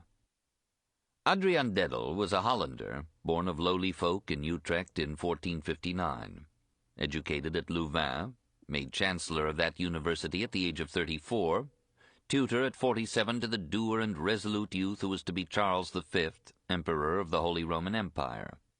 In 1515, Adrian was sent on a mission to Spain, and so impressed King Ferdinand with his administrative ability that he was made Bishop of Tortosa. Through all this progress he remained modest in everything but theology, and persecuted heresies with a zeal that endeared him to the people of Spain. Perhaps it was through the influence of Charles V that he was made pope by a conclave of cardinals overwhelmingly Italian. Adrian the Sixth felt lost in the Vatican and pronounced it better fit for an emperor than for a successor to Fisherman Peter. He sent away all but 4 of the 100 grooms that Leo had kept for his stable. He reduced his personal servants to 2, both Dutch, and bade them bring his household expenses down to 1 ducat, $12.50 a day. He was horrified by the looseness of sex and tongue and pen in Rome, and agreed with Lorenzo and Luther that the capital of Christianity was a sink of iniquity. He cared nothing for the ancient art that the cardinals showed him. He denounced the statuary as relics of idolatry and walled up the Belvedere Palace, which contained Europe's first collection of classical sculpture. He had a mind to wall up the humanists, too, and the poets, who seemed to him to live and write like pagans who had banished Christ. To lead the Church back from Leo to Christ became the devout passion of Adrian's pontificate. He set himself with blunt directness to reform such ecclesiastical abuses as he could reach. He suppressed superfluous offices with sometimes inconsiderate and indiscriminate vigor. He cancelled the contracts that Leo had signed to pay annuities to those who had bought church offices. 2,550 persons who had purchased these as an investment lost, so to speak, both principal and interest. Rome resounded with their cries that they had been defrauded, and one of the victims tried to kill the Pope. Relatives who came to Adrian for sinecures were told to go back and earn an honest living. He put an end to simony and nepotism, scored the venality of the curia, enacted severe penalties for bribery and embezzlement, and punished guilty cardinals with the same treatment as the humblest clerk. He bade bishops and cardinals go back to their sees and read the lessons on the morality that he expected of them. The ill repute of Rome, he told them, was the talk of Europe. He would not accuse the cardinals themselves of vice, but he charged them with allowing vice to go unpunished in their palaces. He asked them to put an end to their luxuries and to content themselves with a maximum income of 6,000 ducats, $75,000, a year. All ecclesiastical Rome, wrote the Venetian ambassador, is beside itself with terror, seeing what the Pope has done in the space of 8 days. But the 8 days were not enough, nor the brief 13 months of Adrian's active pontificate. Vice hid its face for a while, but survived. Reforms irked 1,000 officials and met with a sullen resistance and the hope for Adrian's early death. The Pope mourned to see how little one man could do to better men. "How much does a man's efficiency," he often said, "depend upon the age in which his work is cast?" And he remarked wistfully to his old friend Heze, "Dietrich, how much better it went with us when we were living quietly in Louvain." After only 13 months in Rome, Adrian, broken in body and spirit, fell sick and died, September 14, 1523. He left all his property to the poor and insisted upon a quiet and inexpensive funeral. It was a pity that Puritan Teutonic Adrian could not understand the pagan Italian Renaissance, and could not build a bridge between Germany paying and Italy spending Peter's pence. But it was a crime and a folly that Rome could not bear a Christian pope. The Sack of Rome, 1527. Adrian's successor, who took the name Clement VII, was Giulio de' Medici, the illegitimate son of Lorenzo's brother Giuliano. When Giuliano was killed, Lorenzo took Giulio into his family and brought him up with his own sons. These included Leo, who, as pope, dispensed Giulio from the canonical impediments of bastardy, made him an archbishop, then a cardinal, then chief administrator of the pontificate. Giulio was tall and handsome, rich and learned, well-mannered, and of moral life, an admirer and patron of literature, music, and art. Rome greeted his elevation to the papacy as heralding the return of Leo's golden age. He distributed among the cardinals all the benefices that he had enjoyed. He won the hearts and dedication of scholars and scribes by drawing them into his service or supporting them with gifts. He dealt out justice justly, gave audiences freely, bestowed charity with less than leonine but with wiser generosity, and charmed all by his courtesy to every person and class. No pope ever began so well or ended so miserably. The task of steering a safe course between Francis I and Charles V in a war almost to the death, while the Turks were overrunning Hungary and one-third of Europe was in full revolt against the Church, proved too much for Clement's abilities, as for Leo's too. The magnificent portrait of Clement in his early pontificate by Sebastiano del Piombo is deceptive. He did not show in his actions the hard resolution that there seems limned in his face. And even in that picture a certain weak weariness shows in the tired eyelids drooping over sullen eyes. Clement made irresolution a policy. He carried thought to excess and mistook it as a substitute for action instead of its guide. He could find 100 reasons for a decision and 100 against it. It was as if Buridan's ass sat on the papal throne. I should explain that Jean Buridan was a scholastic philosopher who explained the psychology of hesitation by describing a philosophical donkey who, desperately hungry but placed equidistant between two piles of hay and unable to find any reason to go to one instead of the other, died of hunger. Clement's haystacks were Francis, King of France, and Charles I, King of Spain, 1516–56, who was also, 1519–56, Charles V, Emperor of the Holy Roman Empire. When these two fought for control of Italy, Clement oscillated between the Frenchman and the Spaniard, until Charles sent agents to win Clement or depose him. Meanwhile, the Turks under Suleiman the Magnificent captured Budapest, September 10, 1526, Belgrade and Algiers. Clement feared that Europe would become not merely Protestant, but Mohammedan. Charles, remaining in Spain and moving his dramatis personae by remote control, commissioned his agents to assemble a new army. They promised a Tyrolean condottiere, Georg von Frundsberg, freedom to plunder if he would lead his German mercenaries into Italy and unseat Clement VII. Frundsberg was still nominally Catholic, but he sympathized with Luther and hated Clement as a traitor to the head of the Holy Roman Empire. He raised 38,000 gulden and collected 10,000 mercenaries eager for adventure and pillage, and not averse to hanging a pope. He led them across the Po and allowed them to ravage Lombardy. Meanwhile, another Charles, Duke of Bourbon, having personal reasons for opposing Francis I, led his army out of Milan to join Frundsberg's forces near Piacenza. The conglomerate horde, now numbering some 22,000 men, advanced toward Rome, robbing freely as it passed. When Clement realized that neither Charles V nor Francis I would come to his aid, he mustered 60,000 ducats with which his emissaries persuaded both Frundsberg and Bourbon to keep their men out of the Papal States. But their troops refused to honor this agreement. For 4 months they had endured 1,000 hardships only in the hope of plundering Rome. Most of them were now in rags, many were shoeless, all were hungry, none was paid. They refused to be bought off with a miserable 60,000 ducats, of which they knew only a small part would trickle down to them. Fearing that Bourbon would sign the truce, they besieged his tent, crying, "Pay! Pay!" He hid himself elsewhere, and they plundered his tent. Frundsberg tried to calm them, but was stricken with apoplexy in the course of his appeal. He played no further part in the campaign and died a year later. Bourbon took command, but only by agreeing to march on Rome. On March 29th he sent messages to Charles de Lannoy, Viceroy of Naples for Charles, and Clement, that he could not hold back his men, and that the truce was perforce at an end.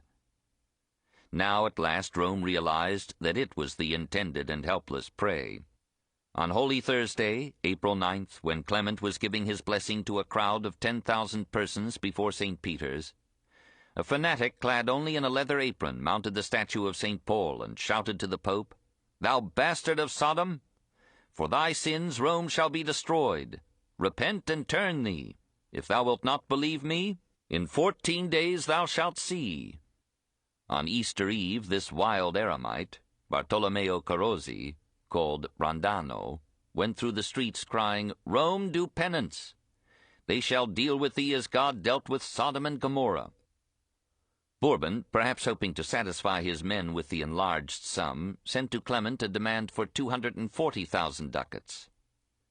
Clement replied that he could not possibly raise such a ransom. He had now some 4,000 soldiers to meet the attack of 20,000 hungry men. On May 6th, Bourbon's multitude approached the walls under cover of fog. They were repelled by a fusillade. Bourbon himself was hit and died almost instantly. But the assailants could not be deterred from repeated attack. Their alternatives were to capture Rome or starve. They found a weakly defended position, they broke through it and poured into the city. Clement, most of the resident cardinals, and hundreds of officials fled to the Castel Sant'Angelo. As the invaders rushed on through the streets, they killed indiscriminately. They entered the hospital and orphanage of Santo Spirito and slaughtered nearly all the patients. St. Peter's and the Vatican were rifled from top to bottom, and horses were tethered in Raphael's stanze. Every palace paid ransom for protection, only to face later attacks from other packs and pay ransom again. Children were flung from high windows to pry parental savings from secrecy. One cardinal was lowered into a grave and was told that he would be buried alive unless ransom was brought. The number of deaths cannot be calculated. The sack lasted 8 days, while Clement looked on from the towers of the Castel Sant'Angelo like tortured Job. Charles, still in Spain, was glad to hear that Rome had been taken, but was shocked when he heard of the savagery of the sack. He disclaimed responsibility for the excesses, but took full advantage of the Pope's helplessness. On June 6th, his representatives, possibly without his knowledge, compelled Clement to sign a humiliating peace. All those in Sant'Angelo were allowed to depart, except Clement and the 13 cardinals who had accompanied him. The whole edifice of the papacy, material and spiritual, seemed to be collapsing into a tragic ruin that awoke the pity even of those who felt that some punishment was deserved by the infidelities of Clement, the sins of the papacy, the greed and corruption of the Curia, and the iniquity of Rome. Erasmus mourned the passing of the city's halcyon days. Rome was not alone the shrine of the Christian faith, the nurse of noble souls, and the abode of the pluses, but the mother of nations. To how many was she not dearer and sweeter and more precious than their own land? In truth, this is not the ruin of one city, but of the whole world. Fearing a league of England and France, and softened by 112,000 ducats from the continuing revenues of the Church, Charles released the imprisoned Pope, December 27, 1527, and Clement VII, disguised as a servant, made his way from Rome to Orvieto and thence to Viterbo. After 9 months of humiliation and poverty, he was allowed to re-enter Rome. Needing an ally, Charles made his peace with the pontiff, declared himself a humble servant of Christ, and kissed the papal feet in acknowledgment that his spreading state needed the help of the ailing Church. On February 22nd to 24th, 1530, Clement crowned Charles with the Iron Crown of Lombardy and the crown of the Holy Roman Empire. Clement died 4 years later, September 25th, 1534, after the most disastrous pontificate in the history of the Roman Church. At his accession, Henry VIII was still defensor fidei against Luther, and the Protestant revolt had as yet proposed no vital doctrinal changes. At Clement's death, England, Denmark, Sweden, half of Germany, and part of Switzerland had definitely broken away from the Church, and Italy had submitted to a Spanish domination fatal to the thought and life that had, for good or evil, marked the Renaissance. Everyone had rejoiced at Clement's accession, nearly everyone rejoiced at his death, and the rabble of Rome repeatedly defiled his tomb. But at the other end of Italy, Venice, in the sunset of her glory, was giving the Renaissance another brilliant life. The Renaissance, 3. Venetian Sunset. Venice and her realm. In 1378, Venice was at its nadir. Her Adriatic trade was bottled up by a victorious Genoese fleet. Her communications with her tributaries were blocked by hostile forces. Her people were starving. Her government contemplated a humiliating surrender. Half a century later, she ruled Padua, Vicenza, Verona, Brescia, Bergamo, both sides of the northern Adriatic, and beyond it, Lepanto, Patras, and Corinth. Secure in her many-moated citadel, she seemed immune to the political vicissitudes of the mainland. Her wealth and power had mounted until she sat like a throned queen at the head of Italy. The annual income of her government, 800,000 ducats, $20 million, in 1455, exceeded that of any other Italian state and equaled that of all Christian Spain. The proud palaces and fluid promenade of the Grand Canal led the traveled Philippe de Comines to pronounce this the most beautiful street in the world. Her wealth came from 100 industries: shipbuilding, iron, glass, leather, textiles, gems, and a commercial fleet that carried the products of Venice and her dependencies to Greece, Egypt, and Asia, and returned with silks, spices, rugs, drugs, and slaves. Her exports in an average year were valued at 10 million ducats. No other city in Europe equaled that trade. An earthy licentiousness and profanity sat side by side in the Venetian and Italian character with orthodox belief and weekly piety. On Sundays and holy days, the populace crowded into St. Mark's and absorbed doses of terror and hope from the mosaics and statues, the icons and sermons. Even the prostitutes came here after a wearing night to cleanse themselves from men. The great basilica hardly symbolized Venetian civilization or Venetian art. Built in its present form in 1073, it remained, through every renovation, thoroughly Byzantine in its external ornament and internal gloom. Its ritual sermons and mosaics conveyed medieval myths and terrors, rather than the lusty joy and careless creed of the Italian Renaissance. Beside that spreading fane, the Palace of the Doges united classic columns, Romanesque arches, and Gothic pinnacles to enclose luxurious chambers for lordly senators, or cover underground dungeons for careless enemies. Facing the Piazza San Marco or the Grand Canal, palaces rose year by year, outwardly modest, inwardly adorned with all the wealth and warmth of Venetian art and luxury. Here Byron revelled and Wagner died. Here, as in the Palazzo dei Dogi, or in a score of churches modest or magnificent, or in the scuoli, schools, of the friars, would rise in a dazzling succession the paintings of Gentile and Giovanni Bellini, Carpaccio, Giorgione, Titian, Tintoretto, and Veronese. Rome would find it difficult to rival that dynasty. Even the enemies of Venice admired her government and sent agents to study its structure and functioning. It was controlled by a closed oligarchy of old families listed in a Libro d'Oro, who chose a Maggior Consiglio, or Greater Council, which chose 60 men to serve as a legislative senate, which chose a Doge, leader, as executive, who, with 6 privy councillors, constituted the Signoria. To guard against internal or external conspiracies, the Maggior Consiglio yearly chose a council of 10 as a committee of public safety. Through its spies and swift procedure, its secret sessions and trials, this Consiglio dei Dieci became for a time the most powerful arm of the government.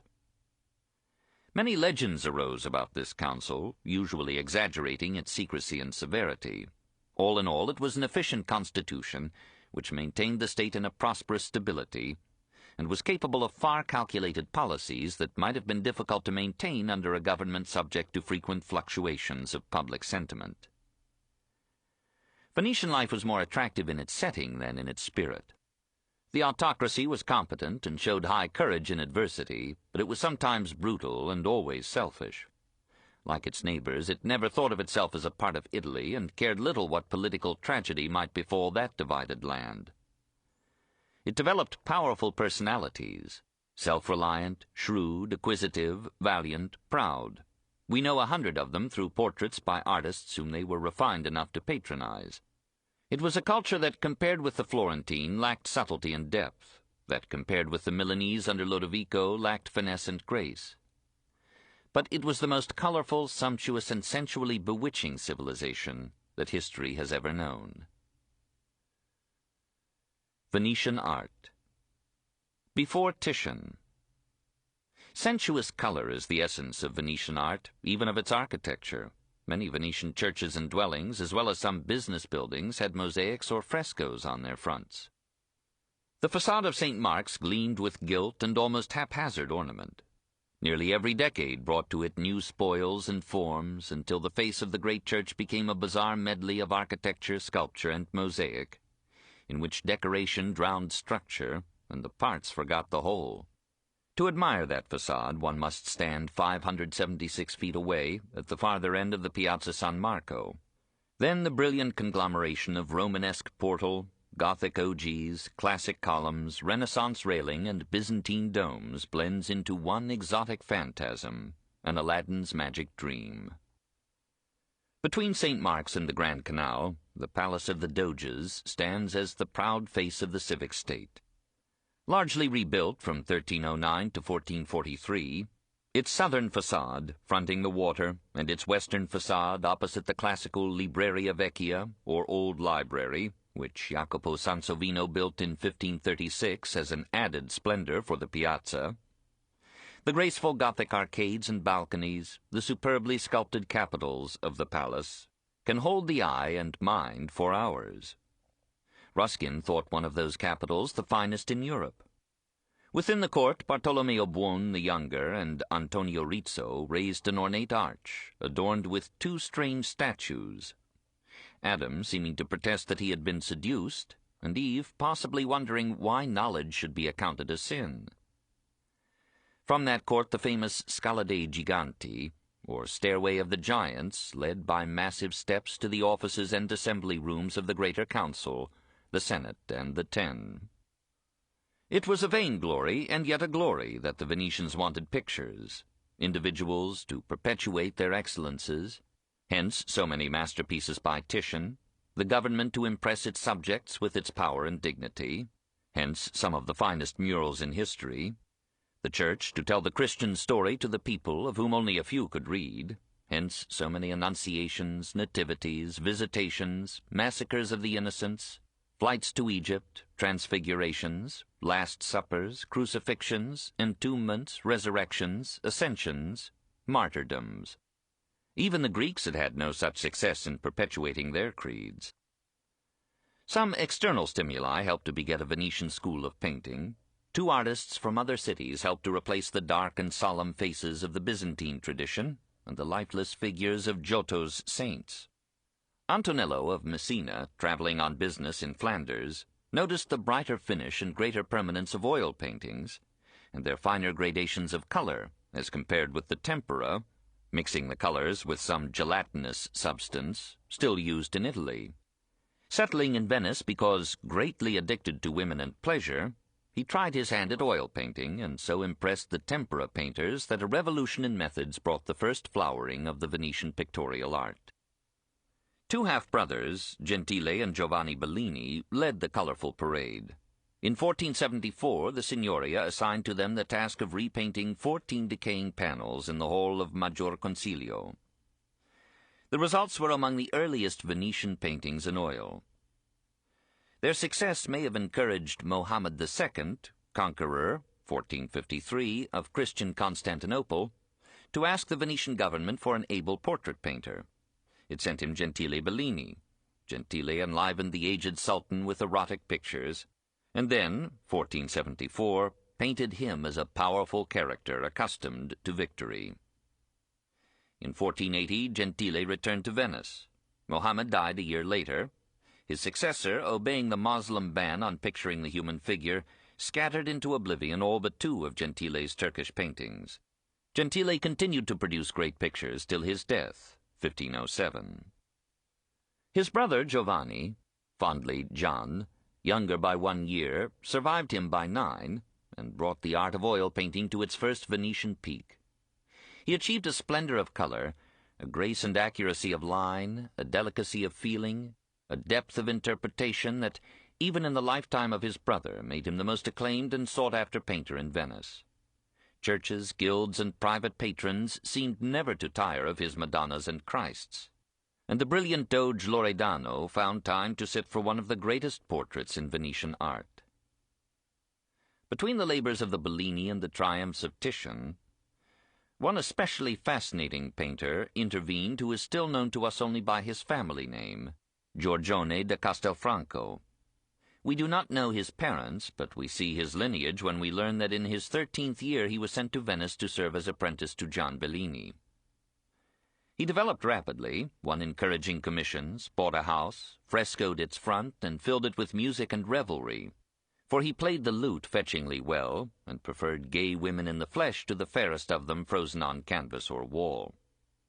Add a touch of quiet woodland, and you have his first masterpiece, The Gypsy and the Soldier. A casual woman, naked except for a shawl around her shoulders, sits on her discarded dress on the bank of a rippling stream and nurses her child, while near her a comely youth is so pleased with the prospect that he ignores the lightning that announces a storm.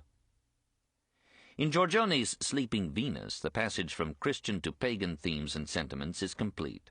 Christianity is forgotten to recapture the mood of Ovid's Rome. In another piece, the Fête Champêtre, or pastoral scene of the Louvre, two nude women unconscious of shame and two men clothed and unhurriedly triumphant celebrate the union of feminine beauty with woodland charm. Only in his finest, subtlest picture, Concert Champêtre, Pastoral Symphony, does Giorgione transcend desire to achieve aesthetic sensitivity and realization. A monk sits at a clavichord, his beautifully rendered hands on the keys, his face turned round to a bald cleric on our right. The cleric lays one hand on the monk's shoulder and holds in the other a cello resting on the floor. Has the music ended or not yet begun? It does not matter. What moves us is the silent depth of feeling in the countenance of the monk, whose every fibre has been refined, and his every sentiment ennobled by music, who hears it long after all the instruments have been mute. That face, not idealized but profoundly realized, is one of the miracles of Renaissance painting. Giorgione lived a short life and apparently a merry one. He seems to have had many women and to have healed each broken romance with a new one soon begun. Vasari reports that Giorgione caught the plague from his latest love. All that we know is that he died in the epidemic of 1511 at the age of 34. He left two pupils who were to make a stir in the world, Sebastiano del Piombo, who went off to Rome, and Tiziano Vecelli, the greatest Venetian painter of all. Titian. He was born at Pieve, in the Dolomites, 1477, and though he was transferred to Venice in his 10th year, those mountains, like supernatural entities hovering over human absurdities, lingered in his memories and landscapes. He studied under the Bellini, worked beside Giorgione, and deeply felt his influence. He developed slowly, as if leaving time for all his gifts to mature. In 1515 he reached mastery with three thoughtful pictures. First, the three ages of man.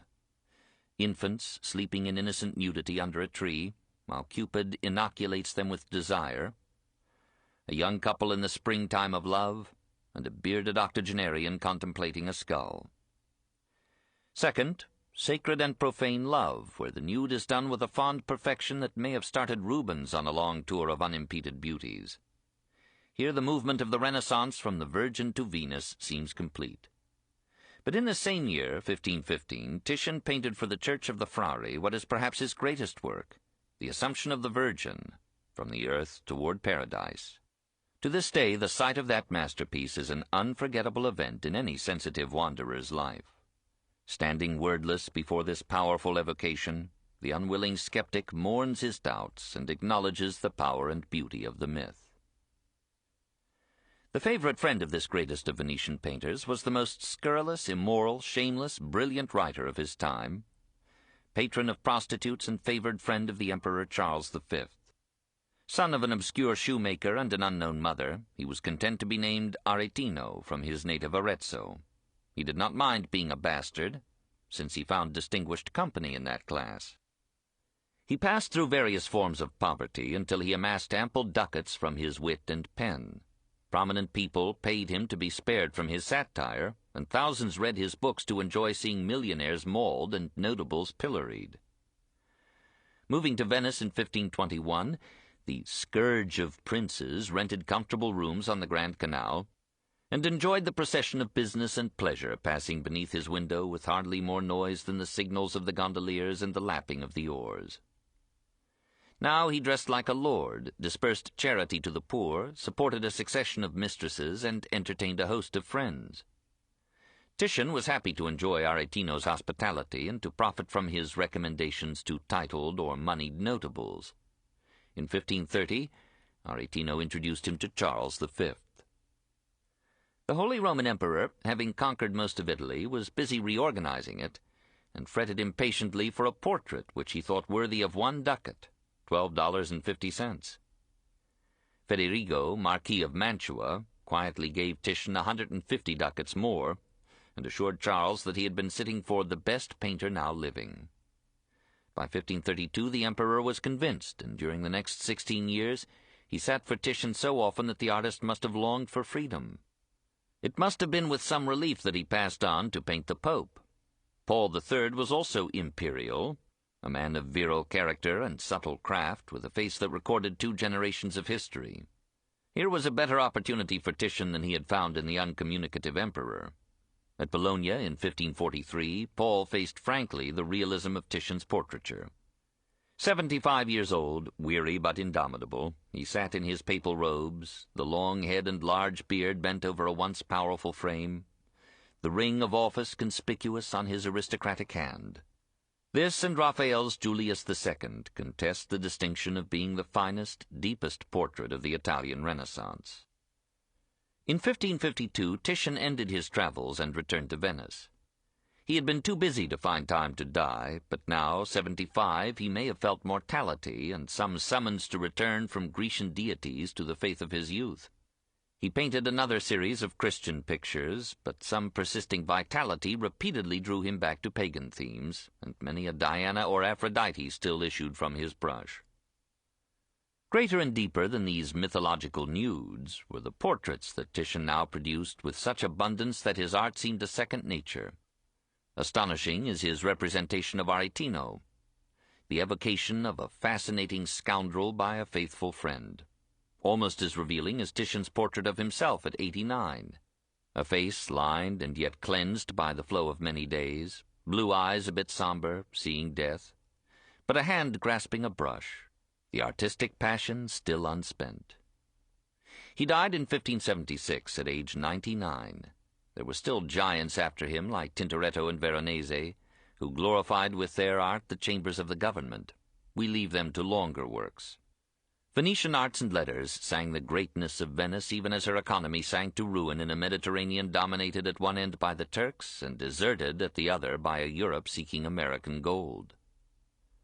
No vicissitudes of trade or war could extinguish the proud memory of a marvelous century, 1480 to 1580, during which the Mocenigi and Priuli and Loredani had made and saved imperial Venice, and Lombardy and Leopardi had adorned her with statuary, and Sansovino and Palladio had crowned her waters with churches and palaces, and the Bellini and Giorgione and Titian and Tintoretto and Veronese had lifted her to the art leadership of Italy, and Aldus Manutius had poured out in excellent print and form to all who cared the literary heritage of Greece and Rome, and the irrepressible Mephistophelian scourge of princes had sat enthroned on the Grand Canal judging and milking mankind.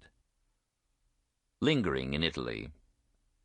We have not done justice to Tintoretto, Veronese, and others who embellished the magisterial chambers of the Palace of the Doges.